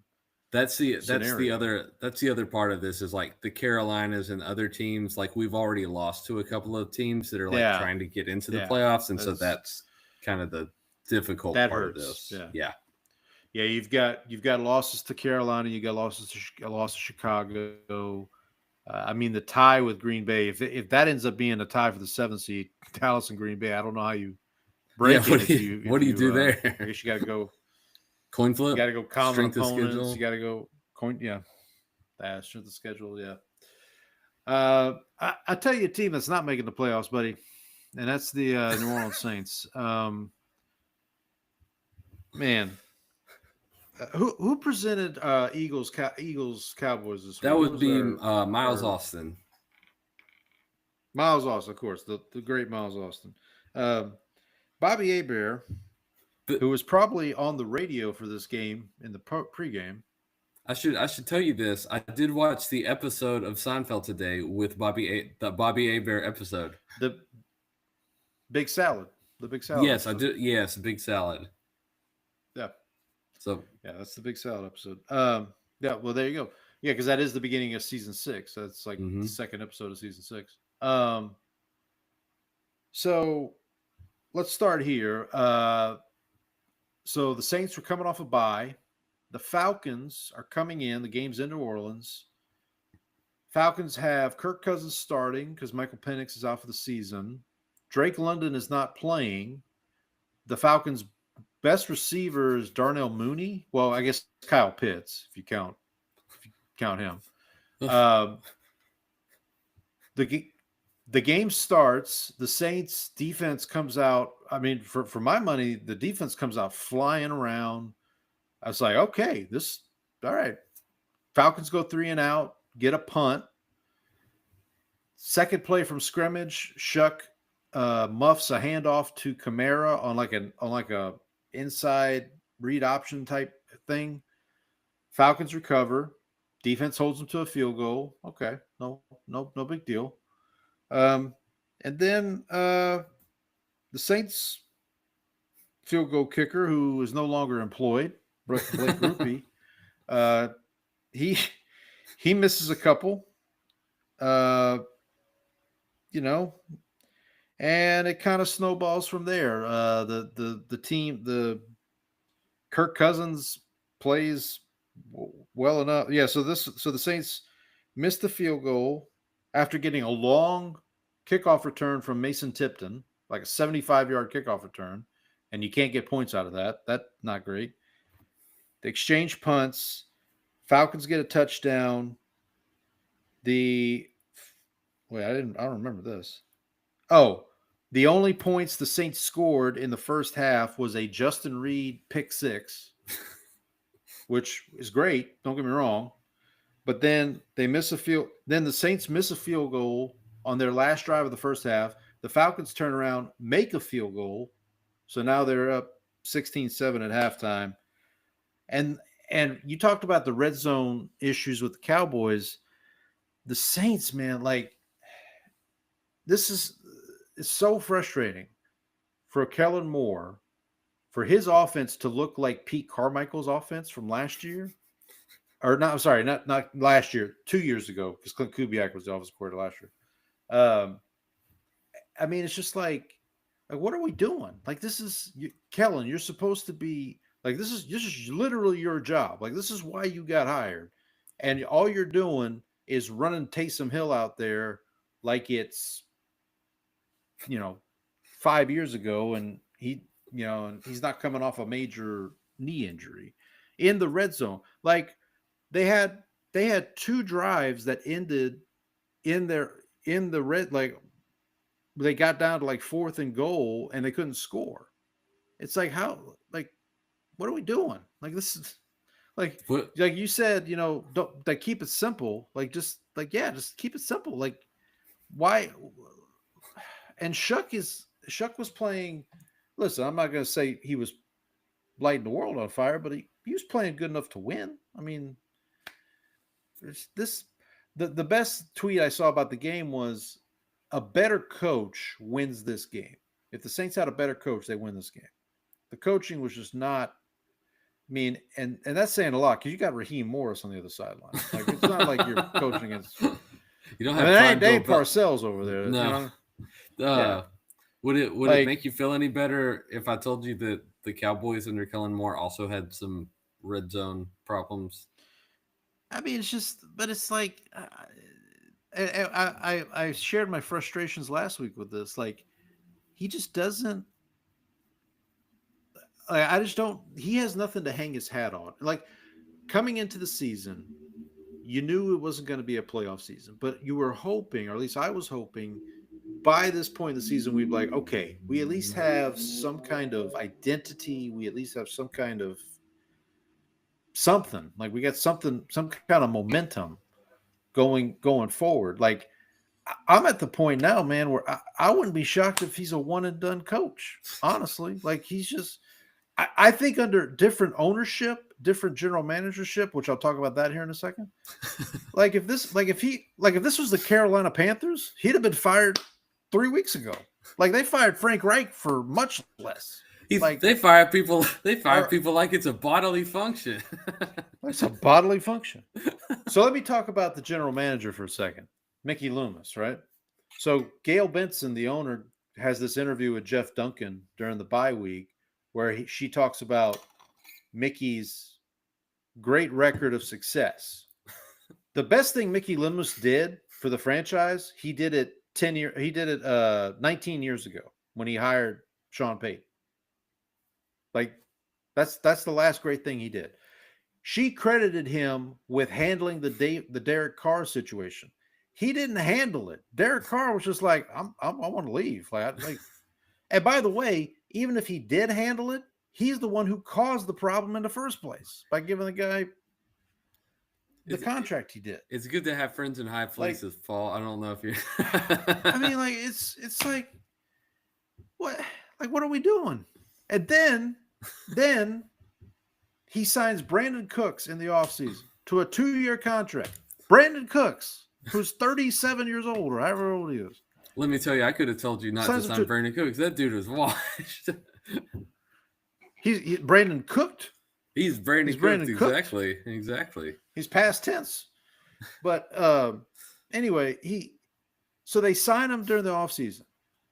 He is the subject of trade. Like there were teams calling to check in on him at the trade deadline, and they did not trade him. They didn't get anything for him. And then a week later, or 2 weeks later, they released it. They're trying to release him, and they can't even release him in a way that the CBA will allow. Like they basically tried to release him twice, and the CBA was like, "Nope, can't do it that way." Like they were trying to do it in a certain way where like they guaranteed. I don't know all the particulars, and so they finally release him, and today, as we're recording this, he is now a Buffalo Bill, which. As you texted me, Bills love their old receivers. Like, yeah, they love to take a shot at. They love to roll the dice on some washed up former Cowboy wide receiver. There you go, Mari Cooper. Where you at? By the way, I meant to mention. I mentioned this when I did my fantasy draft about the person who drafted Amari Cooper in the first round. Right, because Yeah. So that person, I played that person in fantasy this week, and I could I could tell they gave up because they had Omari and Hampton in their starting lineup, who's been on IR for weeks. They had like all these. I think the only person they had actually playing this week was maybe Baker Mayfield. No, maybe Baker Mayfield, and he didn't even finish his game. So it's like I kind of felt bad because like I was like on the border of not making the playoffs. Like if I had lost this week, I may not have made the playoffs. So I kind of felt bad, but well, I made the playoffs, so whatever. We should anyway. But back, go ahead. No, I was going to mention Teddy Bridgewater actually played this week, which is he did. But we'll talk about that when we get to the Bucks game here in a minute. But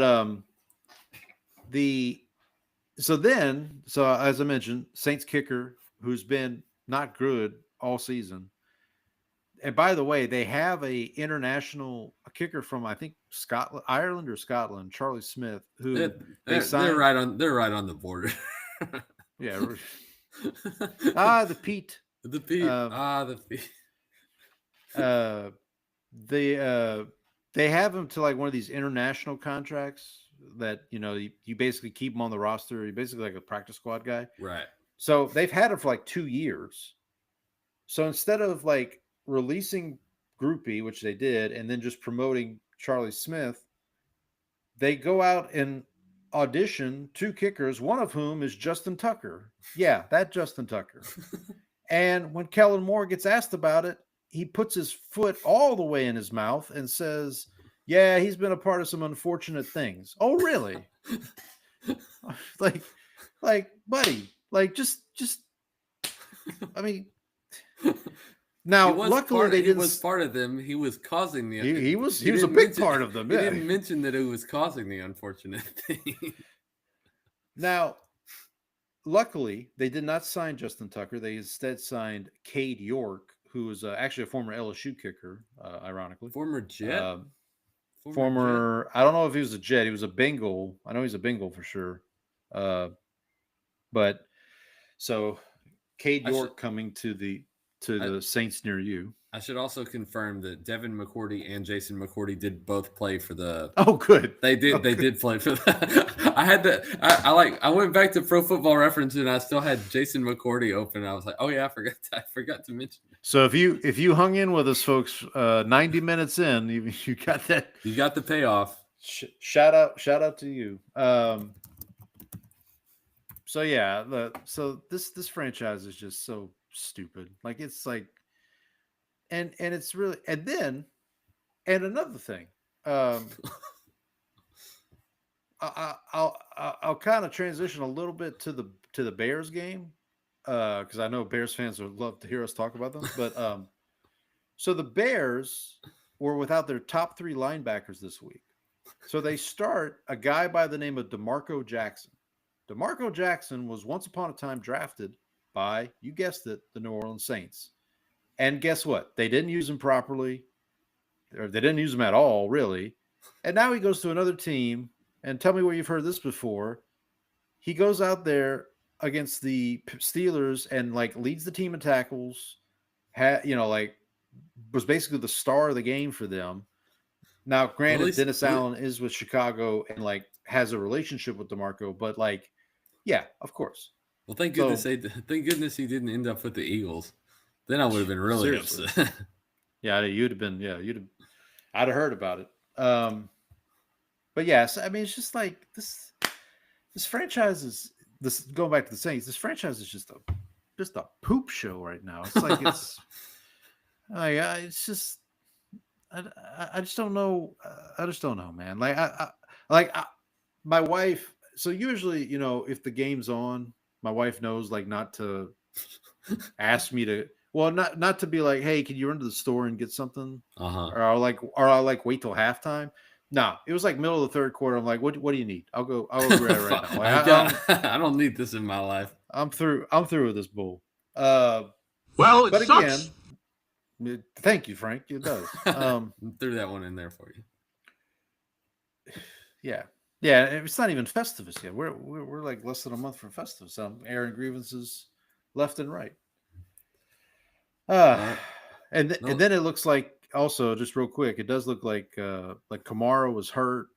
The silver lining, I will say, Devin Neal, who's the rookie running back we drafted out of Kansas, had to come in the game because Kamara got hurt and actually looked pretty good when they were running the ball. But yeah, why, Shough leads a drive all the way into the red zone, and then you decide, okay, let's do the Taysom Hill show. When, by the way, Shough's not a small guy. It's not like Shough is. He's not Tua back there. He's not Bryce Young. He's not Bryce Young back there. But anyway, what do I know? But again, I don't know ball, so there we go. It's whatever. Your team stinks. Yeah, you know that. I don't have to know. I don't have to know much to know that. Let's move on to. Let's do something else. Let's do something more cheerful. Let's get out of this. Just great, really great, really, really great. Don't you think so, Elaine? Yeah, really great. Paul, you wanna lead this one off, or you want me to take it again for? I mean, I didn't write anything down. I guess what I'll go to. I'll go to this. Well, I'll go to a game that was great for our local team, for the Texans, Thursday night. Taiwan Jones presents Texans 23, Bills 19. So this is a game the Texans really needed. Mhm. And their defense came up in spades, sacking Josh Allen 8 times. Was that Yep. 8?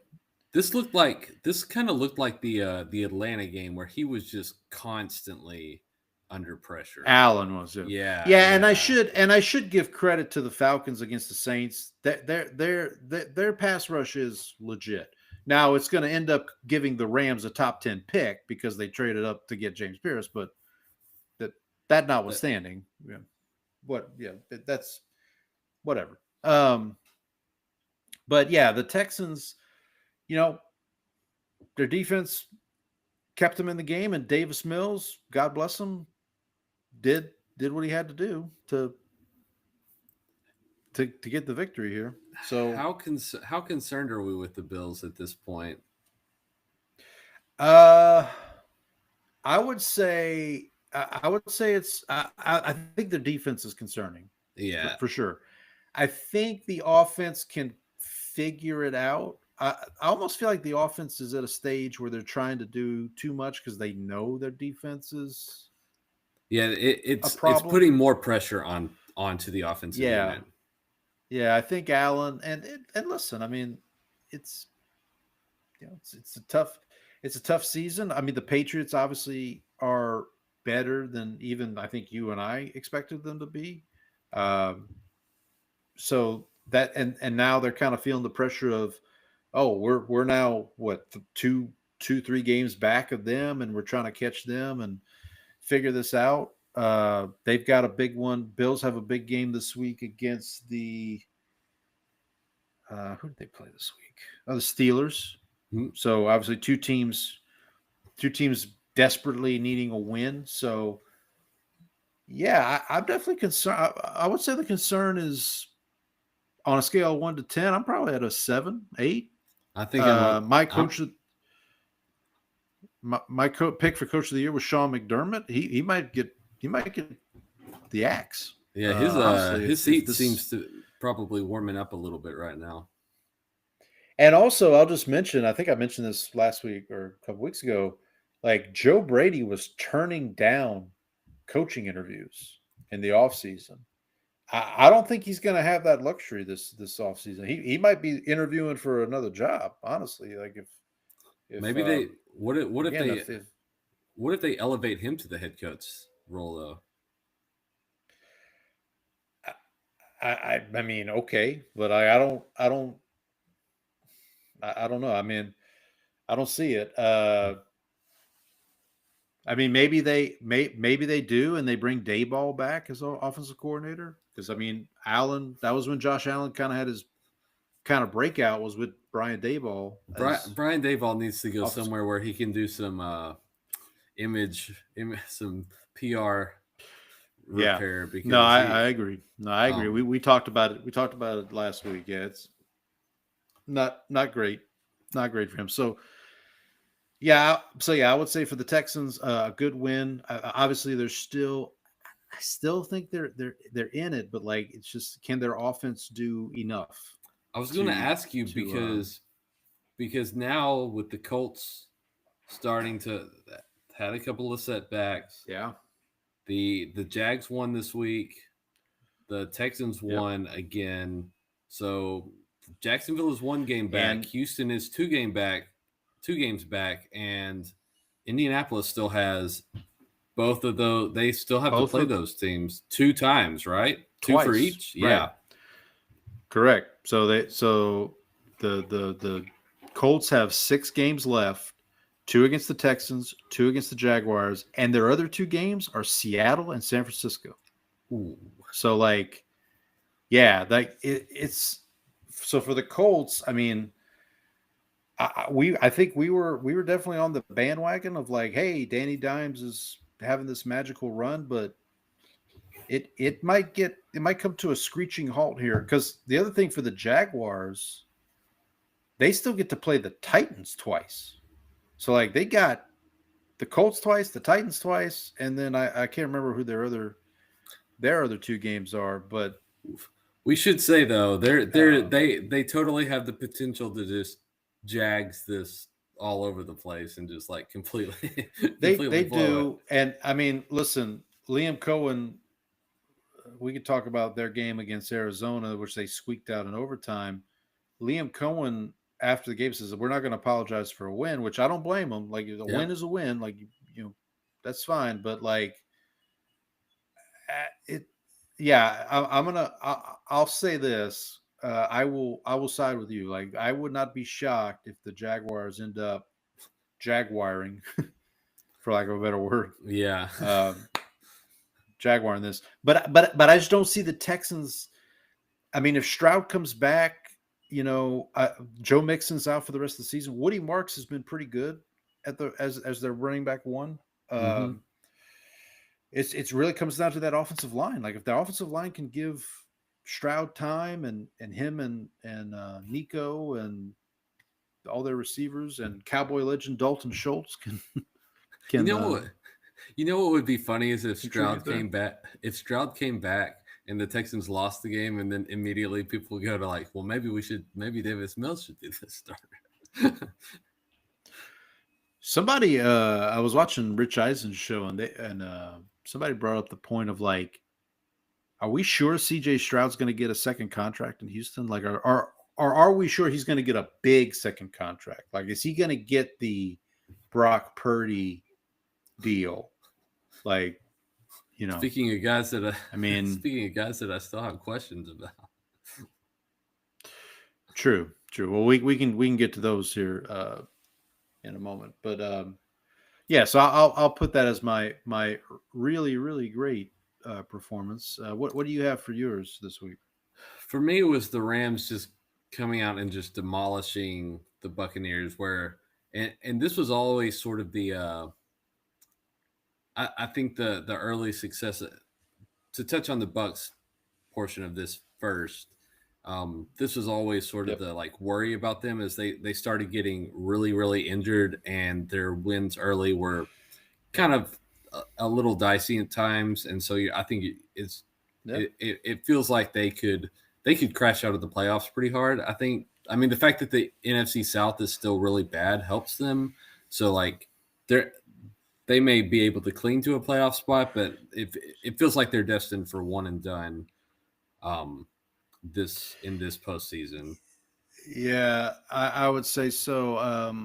I mean, the biggest thing I'd say about the NFC South is the team that has the best, basically the only team that has a chance to catch the Bucs are the Panthers. They play the Rams at home this week, and they're 10.5-point underdogs against the Rams. Like, think about that for a second. Like, had the Panthers beat the 49ers on Monday night, the Panthers would be leading the NFC South.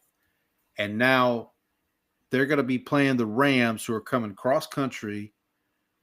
And the Rams are good. Let's not make a mistake here. The Rams are, I think, the best team in the NFC at this point. It feels like it. But it feels like it. But yeah, Tampa, if Mayfield misses some time, as Donnie mentioned in his email, Teddy Bridgewater once upon a time was a serviceable backup, but I just don't know if those days are there. Now, they should get Bucky Irving back this week. Tampa should. Mike Evans is not coming back this year. Chris Godwin came back this week, but obviously that didn't do a lot. Did you see any of the clips of Teddy Bridgewater playing in this game? I saw the one highlight where somebody's like, is he like, we sure Kyle Trask isn't better than this? Like, yeah, like he looked like he had just come off the set of that commercial that he had filmed where he's the backup listener. I mean, it's the question's there. If I can transition to the Rams, so we kind of talked about before. Yeah, I mean, I think Stafford's got to be your MVP favorite at this point. They're the best team in the NFC.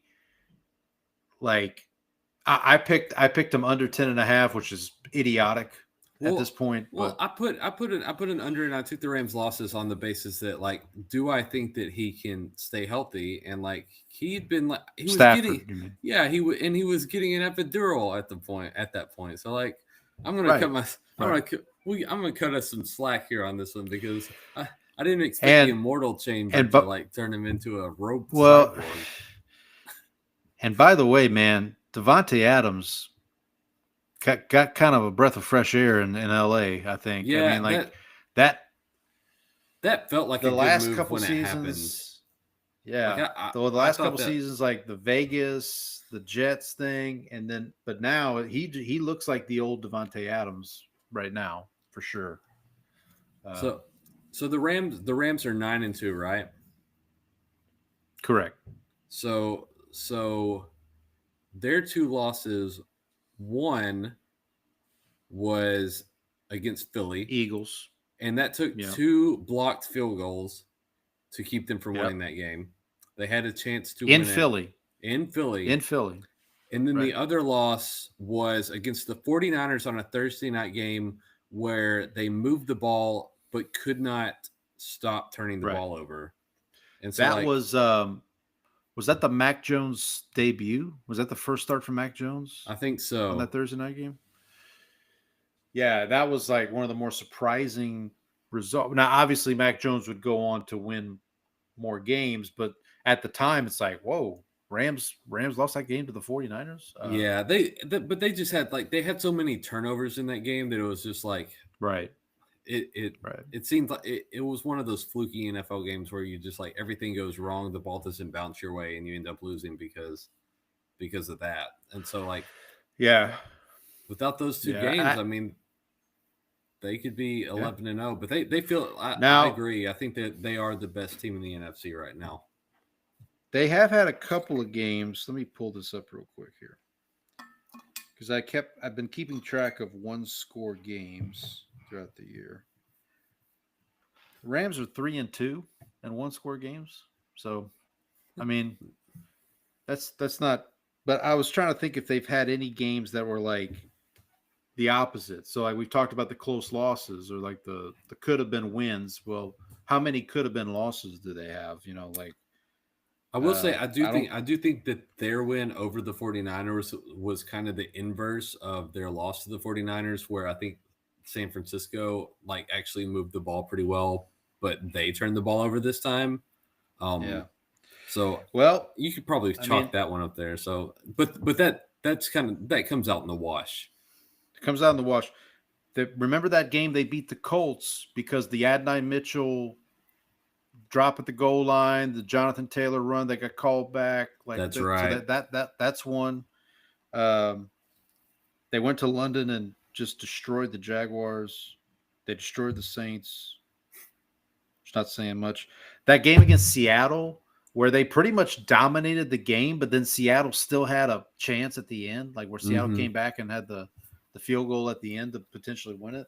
Yeah, Sam Darnold that was not Sam Darnold's finest hour in that one either. No, he was seeing ghosts. He was yeah. seeing ghosts in that game. Yeah. I think the Rams defense deserves some credit for that as well. Well, and that's the other thing I wanted to mention. The Rams, I think I saw a stat. They're on average they are giving up, I want to say like 13.5 points a game or something like that. So Chris Shough deserves a lot. Their defensive coordinator does deserve a lot of credit for kind of because think about it, when Aaron Donald retired, people were like, oh man, Rams defense is gonna take a major step back, and then they get Jared Verse, Braden Fisk, they picked up it was Emmanuel Forbes off the Commander scrap heap, and now he's like a good corner. So for all the narrative around the F them picks with the with the Rams, they've done a good job of drafting lately that's helped kind of replenish the team. And that's the thing, not to go back to the Saints, but like that's people talk about the Saints like, oh, they've been the salary caps what burned them. No, they couldn't draft. They've had terrible drafts. Like you look at the Rams, like you just brought it up. they've effed them picks, but then when they actually make picks, they make good picks. Like Jared Verse is a good draft pick. Braden Fisk was a good draft pick. Like it's not that complicated, folks. Like if you draft well and you develop your homegrown talent, you're probably going to be good. Well, look at what the Cowboys drafted this year. They drafted Tyler Booker, who's been good. Second round, they drafted Donovan Ezeraku, and then the third round they drafted Siobhan Ravel. So, like, if you draft well, you can that makes your team more sustainable in the long run. Yep, absolutely. All right, you want to go to the next segment here? Yep. Fancy Moses. I'll let you start us off here with this one. All right, so for my pick, I'm going to take the Las Vegas Raiders, who fired their offensive coordinator this week, who they paid like $6 million to for 11 games of work, I believe. I don't know. I mean, I assume that after the whole debacle with the previous coaches going to Antonio Pierce, who was one and done, that they're not going to want to do that again. And I also think Brady being involved would probably ask for patience there too. But like, I would say they got a lot of stuff wrong right now. This was actually, I took the Browns in this game just because, like, I saw what the Cowboys defense did to this team. I was like, the Browns are going to do that times infinity. Like, I know the Browns are starting Shadur Sanders, but like, there's no way the Raiders are going to do anything on offense, and that's kind of how it played out. Is like that they look lost, and like I don't know, like clearly I'm sorry, Gino, but I think Gino's done. The offensive line is bad. Your two best offensive skill players between Brock Bowers and Ashton Genty, like you can't, because of the offensive line and the quarterback situation right now, you're not getting very much out of them. And so maybe Max Crosby will be available in the offseason and the Cowboys can trade a pick for him. Well, I mean, he did have an incident on the sideline with one of his teammates. I can't remember which one, but there was video of him and I think one of the linebackers going at each other. Which, I mean, it happens, like especially if you're in a situation where you're now 2-9, I think, of the Raiders. I think that's right. Yeah, I'm going to be shocked if they don't get a quarterback. Like you said, especially with Brady being in the mix, like he's going to be looking probably for either through the draft or through. I'm curious of how they approach that. Do they try to get a pick in this year? I don't do know. they try to bring in a veteran? Well, you have to remember they did trade for Kenny Pickett in the offseason. No, wait, did they trade or was it? Well, Kenny Pickett signed with the Browns, right? The Browns ended up with like 10 quarterbacks, and so they sent him to Las Vegas.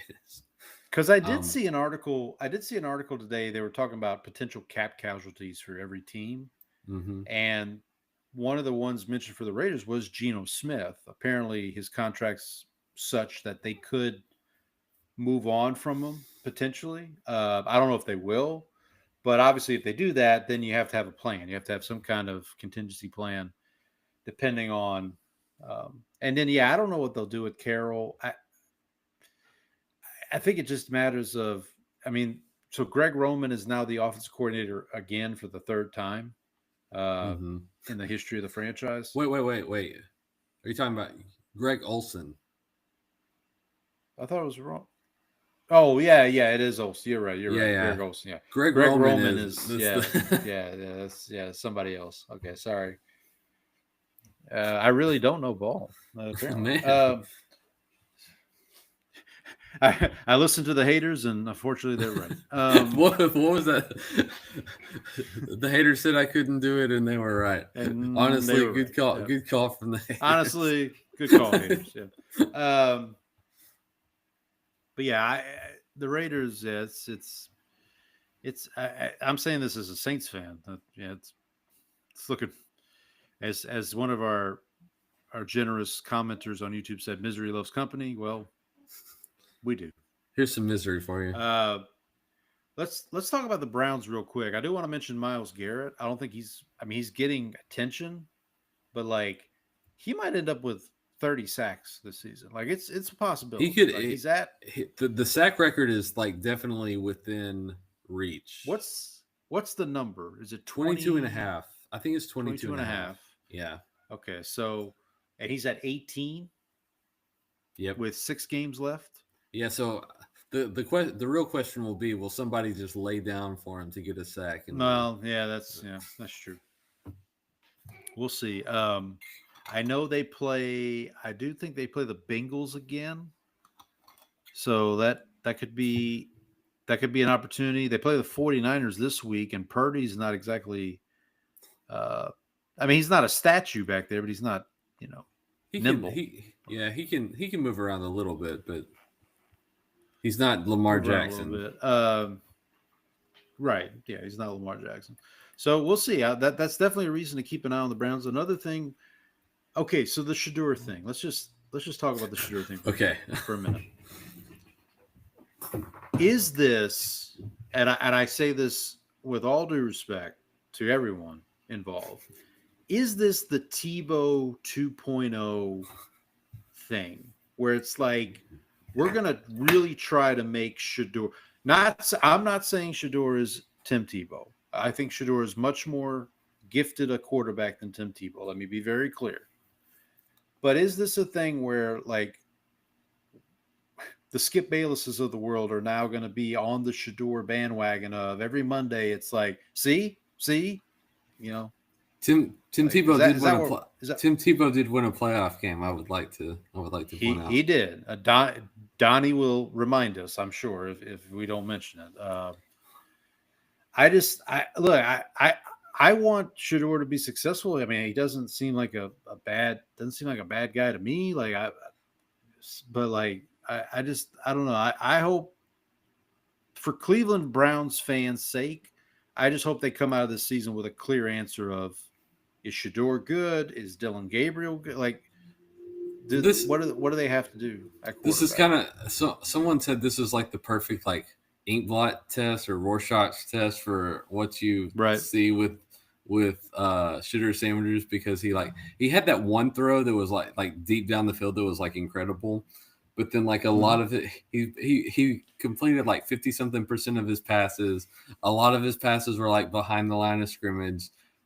So someone was like saying Shedeur Sanders has like the longest completion by a rookie this year, and like that was a screenplay where Quinshon Judkins did all the work for it. So it's like he did have like a couple of moments, but overall like there was a lot of like there was good and bad, and so like whatever you wanted to find out of this game, you basically could take away from this game.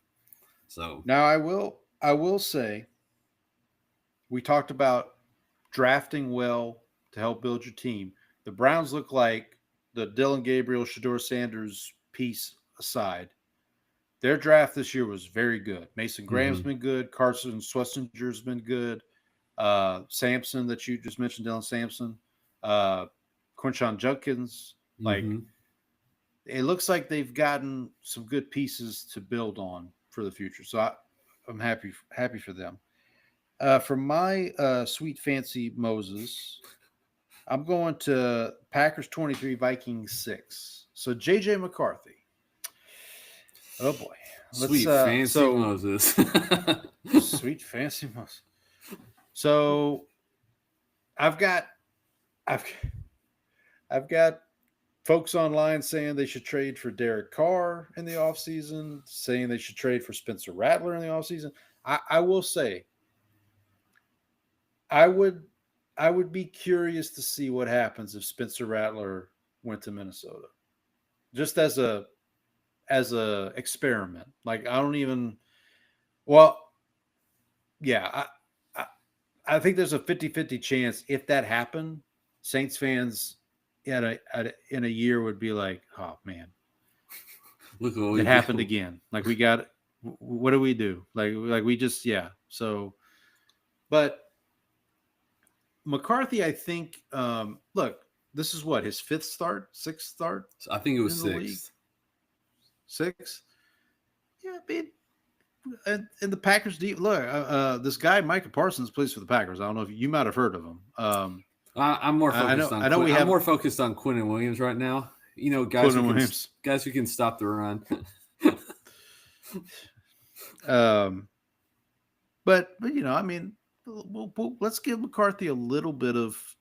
But I know, and then he has the injury. I did see something. I forget who reported that Max Brosmer, who's their backup that they drafted from the University of Minnesota, ironically, would play if McCarthy can't go. And apparently, I did read something where like the coaches were praising Brosmer for how he looked in practice. You know how that is. I mean, we'll see how it goes. But I wonder if. I was gonna say, how did he get the concussion? And it's like Kevin O'Connell behind him with the giant. So yeah, you know how Dayball went in the tent to get Dart out. He went to put him in there. The tent and said, no. Yeah, let's keep him in there. Well, and then the other thing about this is that I've been seeing stats, and it's been comparing. J.J. McCarthy to another legendary draft bust, the biggest bust, Jamarcus Russell. He's in Jamarcus. Whenever you're in Jamarcus Russell territory, you're not having a good time. That's a big bust. That's a easy. Careful. Yeah, I'm just. He's reaching Sydney Sweeney territory. That's where I knew you were going. But I was thinking, who was the lady from Mad Men that was like? Oh, Christina Hendricks. Yeah, that one. Christina Hendricks. That's the one I was trying to come up with. That Jane Mansfield had some. She had a big. She was a big buzz. She had a big buzz. Oh. I watched a movie last week or the week before that starred Kim Novak. That was another one that was mentioned on Seinfeld. You know that Kim Novak had some big ones. All right. Let's move on before we get. Before we get we got to keep this a family program. It's 4th and inches, and the Giants are going for it. You've got to love sports. Ironically, the Giants were mentioned in that clip, and that's one of your. Yeah, so I just wanted to because this was a big Sunday for comebacks. We had the Lions getting it to overtime against the Giants, and then putting them away. The Chiefs coming back from, I think it was like 20-9 against the Colts. And then obviously my Cowboys coming back from down 21-0, tying the largest comeback in franchise history. One of which was that one that I sent you the other day with the Rocket Ismail passing overtime to walk it off. Was the Jaguars Cardinals, was that a comeback or was that? I don't remember the circumstance because that game went to overtime as well. It did, but I don't think I think that one was kind of a back and forth. It was never really one team way out in front of the other. But like I said, I do want to mention very much of that one. So I do want to mention real quick because we talked about Jacoby Brissett last week setting the record with 47 completions. Right. He followed up this week 33 of 49 for Jacoby Brissett. Kyler Murray, buddy. Kyler Murray's not. I don't think Kyler Murray's going to end up in Arizona next year. I think he's gone. Yeah, He gone.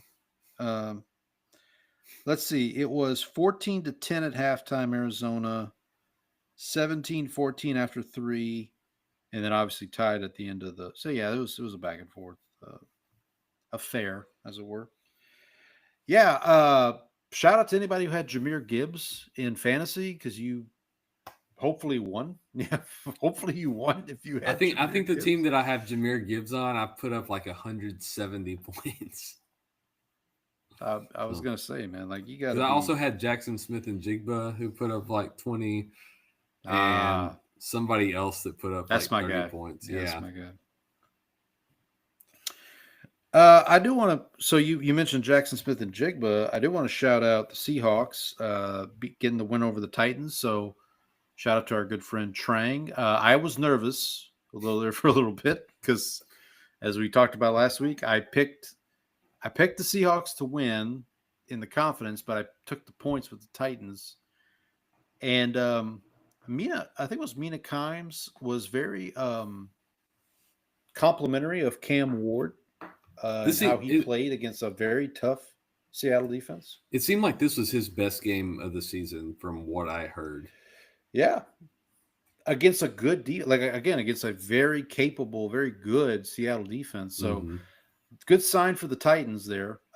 Their first drive of the game was like 13 plays, took up like half the quarter, but they ended up only with a field goal, unfortunately for them. But yeah, I mean, so maybe they're figuring something out in Tennessee, hopefully. Seattle's still trying to keep pace with the Rams for right now.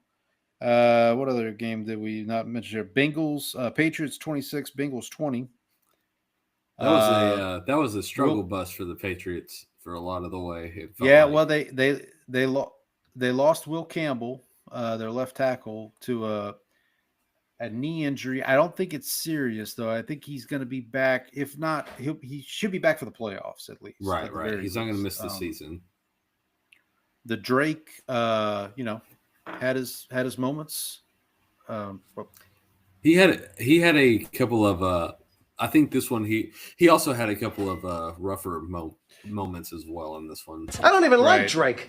You don't like the Drake? I hate the Drake. I love the Drake. How could you not like the Drake? Who's the Drake? Who's the Drake? The Drake is good. Yeah, this was not his best game of the year, but again, they found a way to win. You don't apologize for winning. All that good stuff. Ravens beat the Jets. I mean, they kind of we got the hook got us in this one. We both had the Ravens minus 13.5, and they won by 13. So that's a shame. That's a shame. And then I guess last but not least, the only game we haven't really talked about is Bears Steelers. Go ahead. You want to go? I was going to say, like, the offensive game plan. What I saw of the offensive game plan from the Steelers was like the Bears were missing all their linebackers, and then somebody showed the passing chart, and it was like nobody threw anything over the middle of the field. It was like, well, that's stupid. And then, I did see that there were a lot of guys there were a lot of coverage busts in this game from Pittsburgh. I think the stat that I saw was heard, I think they quoted on the Athletic Football Show, was the Steelers defense, when they get pressure, they're like number 2 in EPA per play on defense. And if they don't get pressure, they're like 25th. And so basically if they don't get pressure, they're in trouble. And I think this was one of those games where they didn't get pressure. The Bears basically had a lot of stuff drawn up to beat what they were doing on defense. And then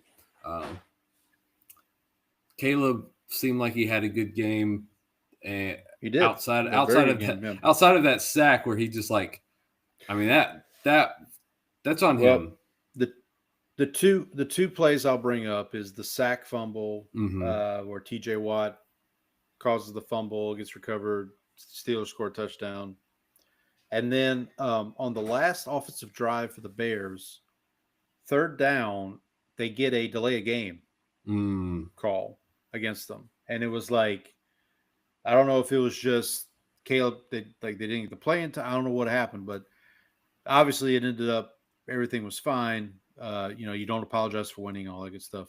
I don't know if it was that one, but I did see like a clip of somebody, and it said that he was taking a little too long to kind of like figure out what was going on in the defense to try to get them into the right play.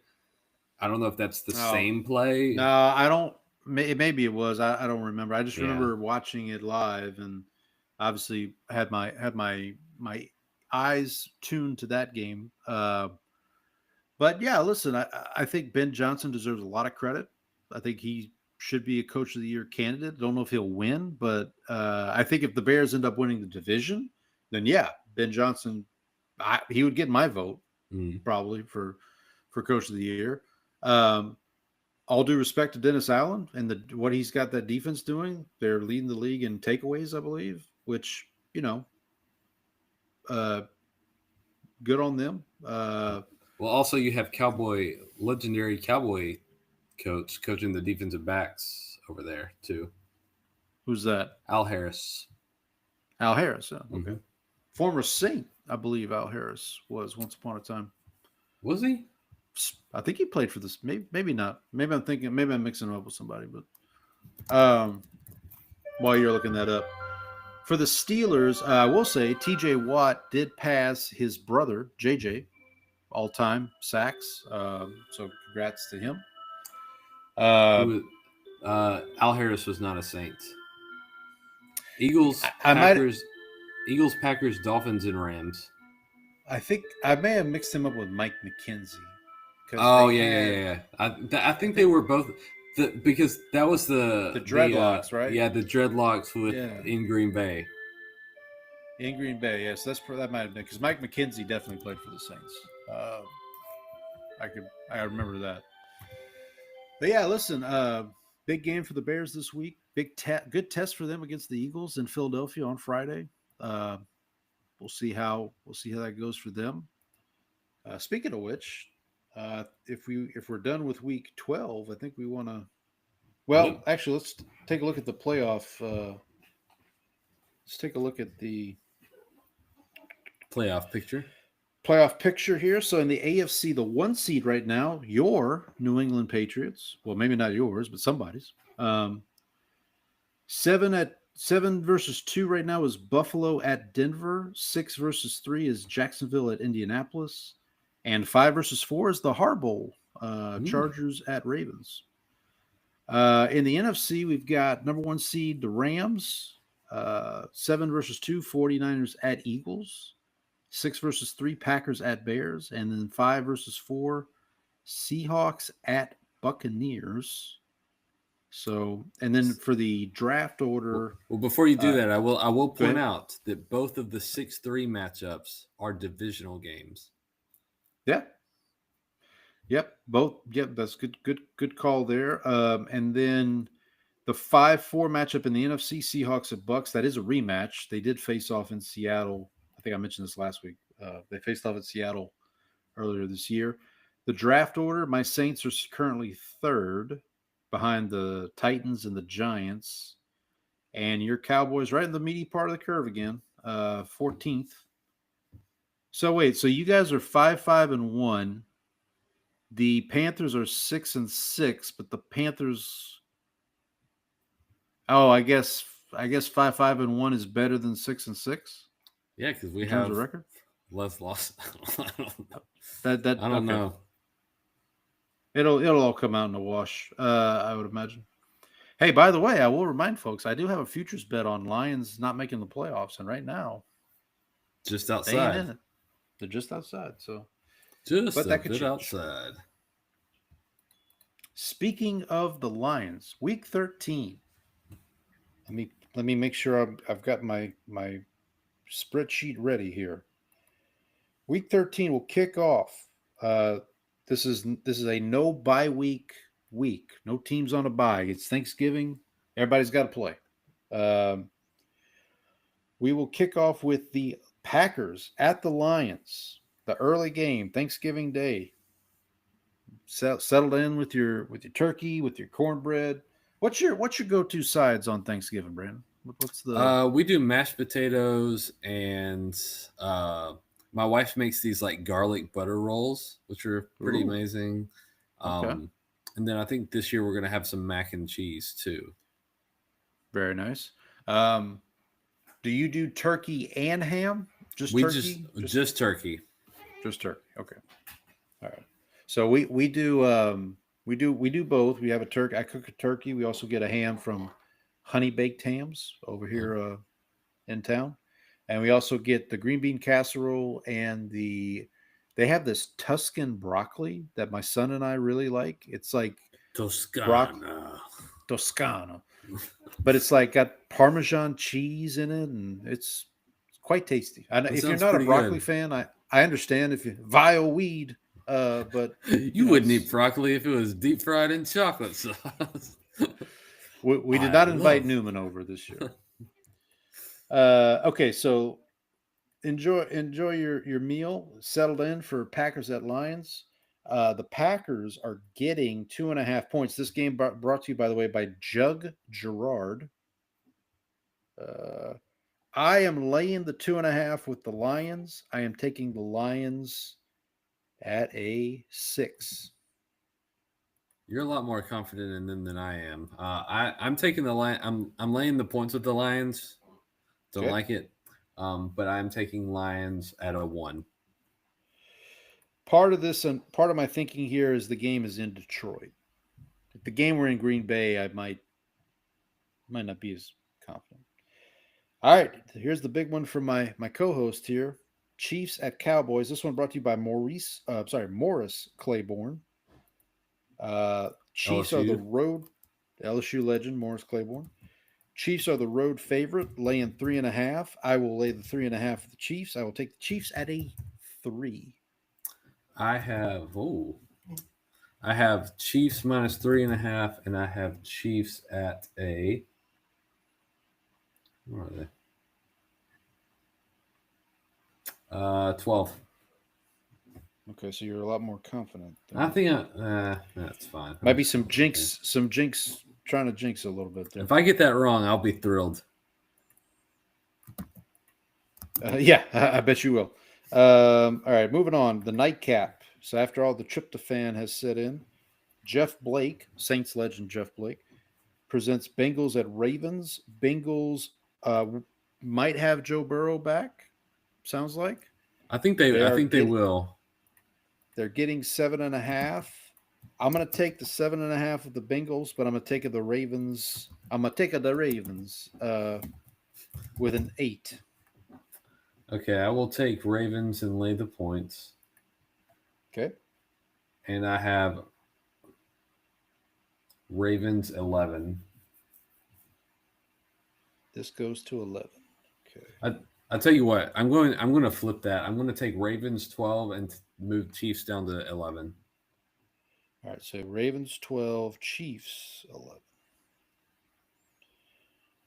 All right. Very good. All right, Black Friday. Get all your shopping done early, hopefully, and settle in. Because Dick Smith presents Bears at Eagles. Bears are getting 7.5 points in Philadelphia. I will lay the 7.5 with Philadelphia. I will take Philadelphia at a 5. I'm going to take the points with the Bears. Okay. And I will take Bears 2. To any Bears fans that might get mad at me, you do not want me picking your team. So just throwing it out there. Yeah, if you've seen our records on these picks, I'm trying to help you. I'm trying to help you guys. Like honestly. Moving on to Sunday, Ricky Williams presents Saints at Dolphins. Saints are getting 5.5. I am laying the 5.5 for the Dolphins. I'm taking the Dolphins at a 14. I am laying the points with the Dolphins. I am taking the Dolphins at a 4.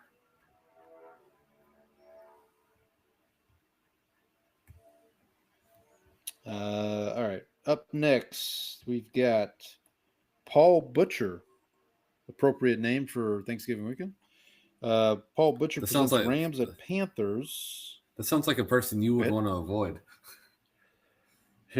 Probably. Stay away Yeah, from exactly. the Paul Butcher. Especially me. Yeah. Yeah, especially me. Rams are laying 10.5. I'm taking the points with the I'm taking the 10.5 with the Panthers, but I have the Rams at a 9. This is one of those games. It's in Carolina. Carolina plays better at home. Rams are coming cross country. I don't know. Everybody's telling the Rams they're what doesn't stink. Sneaky. Okay, I will take. I'll buy into that. I'll take the Panthers plus. Having said all that, but I'm going to take the Rams at a 16. Yeesh. All right. Up next, the 49ers, another NFC West team coming east. 49ers at Browns. This one brought to you by Ed Sharkey. The 49ers are laying 5.5. Feels light. I think that tells me that Vegas thinks a little more highly of the Browns, maybe. I think a lot of that's the defense. Or maybe they just think worse of the 49ers.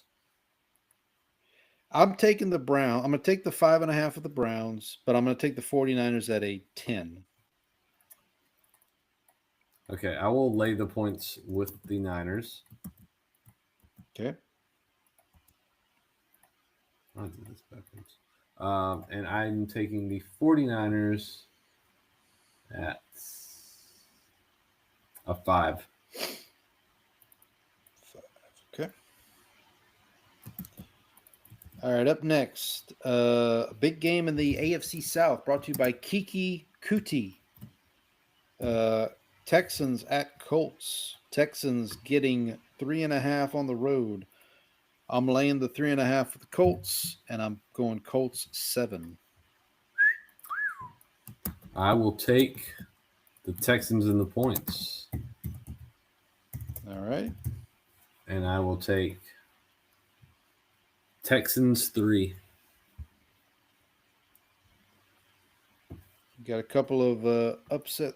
Georgia's getting upset specials going here. Mm-hmm. All right, up next, Ken Wisenhunt, former Cardinals coach, presents Falcons at Jets. Falcons are the road favorite, laying 2.5. Sure, why not? I'm going to lay the points with the Falcons. I'll take the Falcons at a 12. Ooh. I'll lay the points with the Falcons, and I will pick the Falcons at a 6.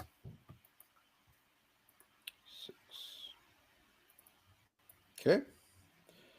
Up next, Cardinals at Tampa. So interesting on this one. When I started filling out the numbers earlier on the website, this game wasn't posted yet. Like on the Pick'em game, the game was there, but the number wasn't posted yet. Oh, really? So I went to just the ESPN app and looked at the the schedule. They had it at a 3. There was Tampa -3, but the official number here is Tampa -3.5. This game brought to you by Fred McAfee. I'm going to take the points with the Cardinals, and I'm going to take the Cardinals in an upset here. I'm going to take it at a 2. I'm going to take the Cardinals in the points, but I do have the Bucks winning. I have the Bucks at a 7. Okay. Even if Baker doesn't play. No, then I would probably flip it. Okay, because I don't know. We don't have word if Baker's playing yet or not, right? I think I'm actually going to go ahead and flip the Cardinals. At a 7? Yeah, just leave it there. Okay. I don't have to rearrange. All right, up next, everything. The last early slate game. This one brought to you by Gardner Minshew. Jaguars at Titans. Jags laying 6.5 on the road. I'm going to lay the points with the Jags, and I have Jaguars at an 11. Yeah. So I have Jaguars at 9. Okay. I'm going to take the Titans in the points. I'll feel like an idiot Okay. after this at 3:30 on Sunday afternoon. I mean, listen. If any team could do it, it'd be the Jaguars. I know. That's exactly what I thought. Up next, Vikings at Seahawks. This game brought to you by Mike Jones. Who? No, nothing. No, Who? You. All right. Yeah. Okay. We're on a little delay there. Vikings are getting 10.5. So for my friend Trang, I will do the same thing I did last week. I will take the Vikings in the points, and I will take the Seahawks at a 1. Okay. I will take the Seahawks minus 10.5. Okay. Seahawks 15. Alrighty. Up next, Raiders at Chargers. This one brought to you by Ron Mix. Raiders are not in the mix at this point, but nevertheless, Raiders are getting 9.5. I'm laying the 9.5 with the Chargers. I'm taking the Chargers at a 13. Chargers minus 9.5. Chargers 10. Okay, so we're close there. Up next, Bills at Steelers. Bills laying 3.5 on the road. Against my better judgment, I'll lay the 3.5 with the Bills. I'll take the Bills at a 4. Okay, I'm going to take the points. No word on Rodgers yet, right? On AA Ron. AA Ron? I haven't heard anything. I heard I anything have from his wife. nothing. We have not. She goes to a different school, Paul. I told you. Can we put Pablo Torre on that case? There we go. That's the real investigative journalism I need. Okay, I have. So you took the points with the Steelers. I do, but I'm taking the Bills at an 8. All right.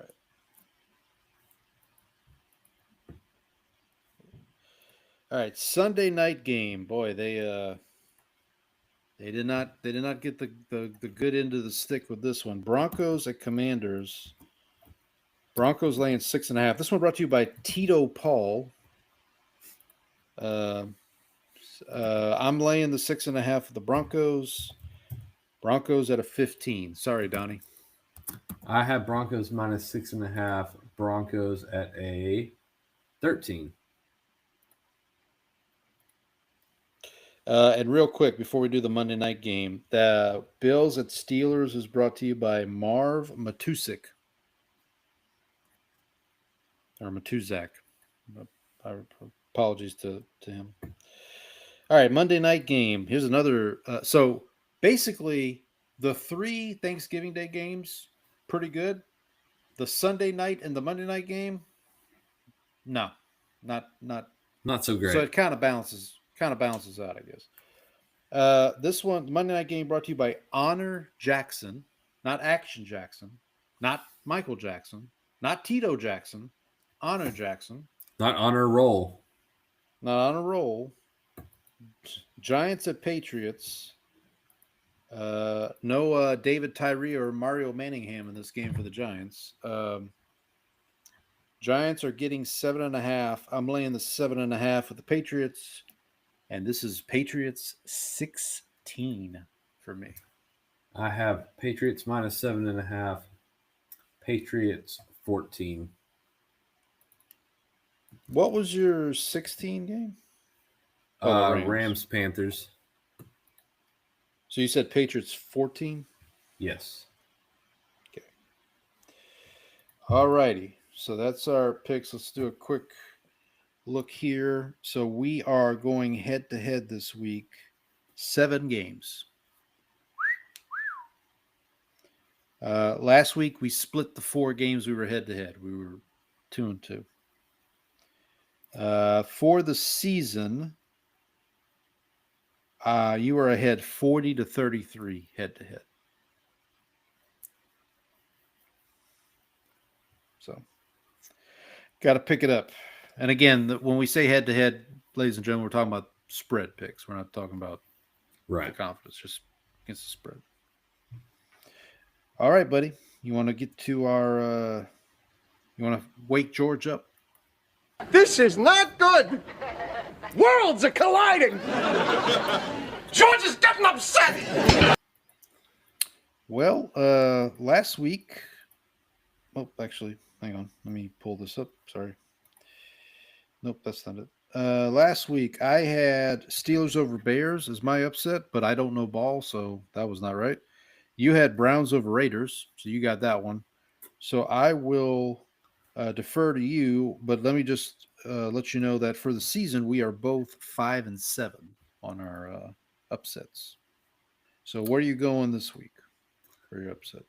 I'm going to take Texans over Colts. Okay. Texans over Colts. Who you got, Paul? All right. I think, I got to go back and look, but I think the only real upset I think I already picked one real upset. Cardinals, Bucks? Yeah, I think that's what I don't know if I want to go with that one because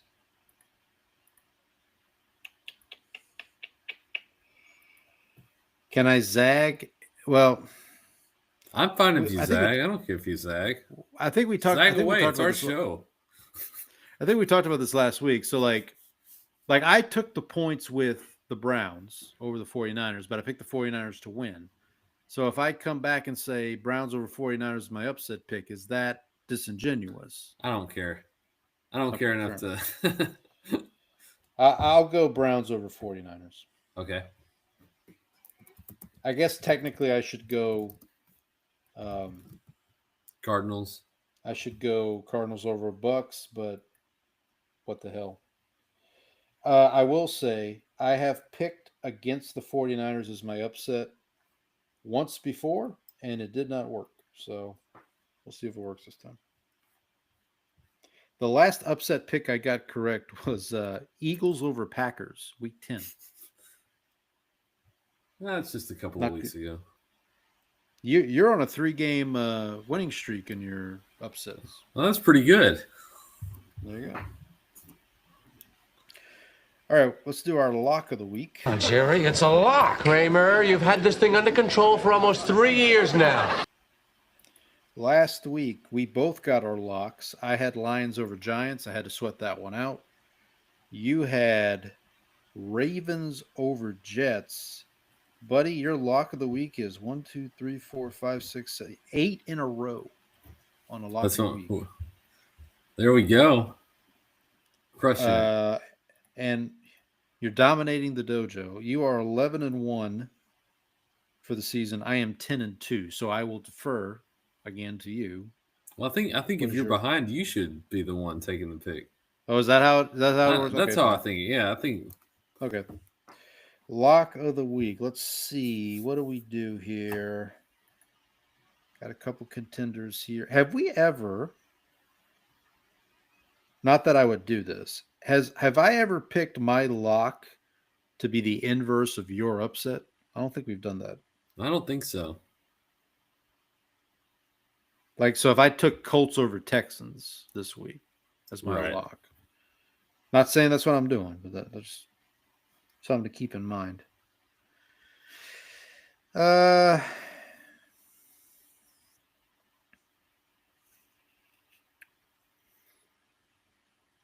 I mean, I guess I'll go Chargers over Raiders for my lock of the week. Wow, locking in a Chargers game. That's a bold move. It's a dicey proposition. This is the first time I have picked the Chargers as a lock. I have picked against the Raiders as a lock twice. Worked both times. So, and the last time I picked against the Raiders in a lock, it was a divisional game. It was Chiefs over Raiders. So, what do you got, buddy? What's your lock of the week? I'm going to take Rams over Titans. No, not Rams. Not Ram. Who's playing the Titans? The Jags. Jags, sorry. I should just for the bit. I'll take Rams over Panthers. Rams over Panthers. Okay.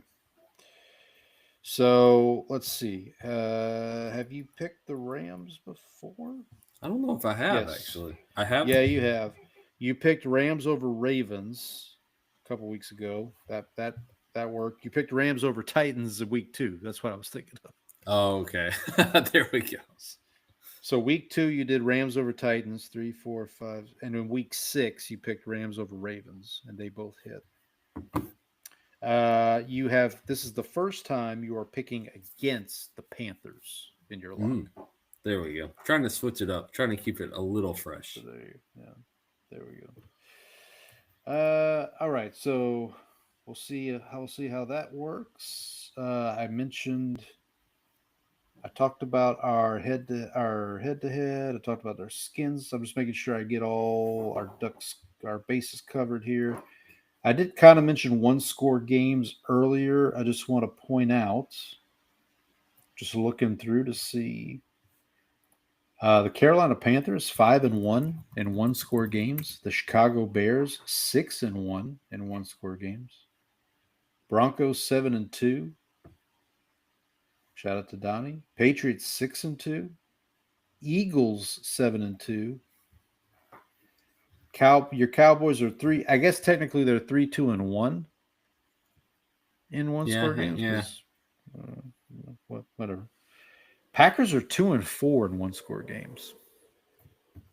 I should also point out that the Bears, who lead the NFC North, have a point differential of -3.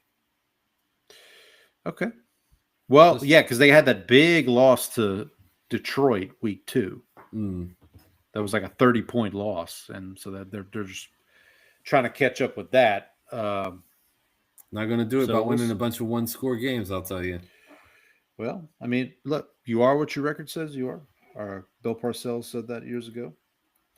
The Saints, by the way, 0-3 in one-score games. That's a shame. Yeah, because the 2 games they've won have been by double digits, which is stupid to think, but yeah, it's kind of stupid.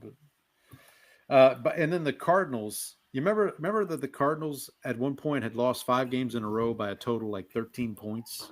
Yes. Yeah, so that's still kind of holding. Like they obviously just lost this game by 3 against Jacksonville. The 2 games prior, they lost by double digits to the Niners and the Rams. But we should also note one thing. We forgot to cover this when we got to the playoff picture. One team has been eliminated. Oh, really? The New York Giants. They have been eliminated. They are officially eliminated. Officially. Well, yeah. I didn't even think, because last year I would make note of that. But yeah, you're right. The Giants are, and they are the only team officially eliminated. That is correct. All right, so Giants fans, better luck next year. Thanks for playing. Speaking of Giants fans, I mentioned on the show I had a coworker who was a Packers fan who quit. So the new person that we've hired started this week. He is a Giants fan. Our new. I need to speak with whoever your hiring manager. Our HR department. Yeah, I got a problem with these people. Yeah, I got a lot of problems with you people. The Giants are eliminated. So the Titans, lo and behold, somehow. Well, let's see. The Titans are 1-10. The Colts are 8-3. So that's a 7-game lead with 7 games left. No, with 6 games left. 6 games left. But so they can't win. They can't win the division. They can't win the division. But there's 6 games out of the wild card with 6 games. So they lose this week, they should be eliminated, right? Right. By that math, yeah. Okay. So Titans are on watch. The Jets are 5 games back with 6 games left. So if the Chargers, Jags, and Bills all win and the Jets lose, that should eliminate the Jets, because then it'd be 6 games up with 5 games left, which that math don't math. Yeah. It doesn't math. Same thing for the Raiders. Raiders, I guess, would be in the same boat. Right. Because they're also 2-9. The Saints, probably same thing. Yeah. So the Saints, so the Saints are the opposite of the Titans. The Saints are 4 games back in the division with 6 games left. So they still got. I'm telling you, there's a chance, Brandon. There we go. Telling you, there's a chance, and they do have to play Tampa again and Carolina again for what it's worth, and Atlanta again too, for that matter. I'm holding out hope. Listen, I would really like it if one of our teams made the playoffs, and your team is in much better position to do it than mine. So yes, we'll hold out hope.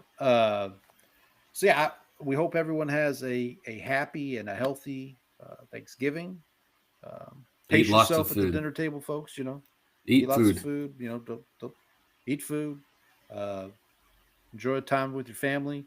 We'll be back next week to recap all the games. Talk about week 14. Man, we're already at week 14, buddy. No. The last week of buys is week 14, and then I will let everybody know week 15, when we preview week 15 in 2 weeks, we will be doing our coach episode. So we'll be doing Immaculate Grid coaches match for that episode. So something to look forward to, I guess, or maybe not. I don't know. We'll see. But until next week, happy football, everybody. Happy football.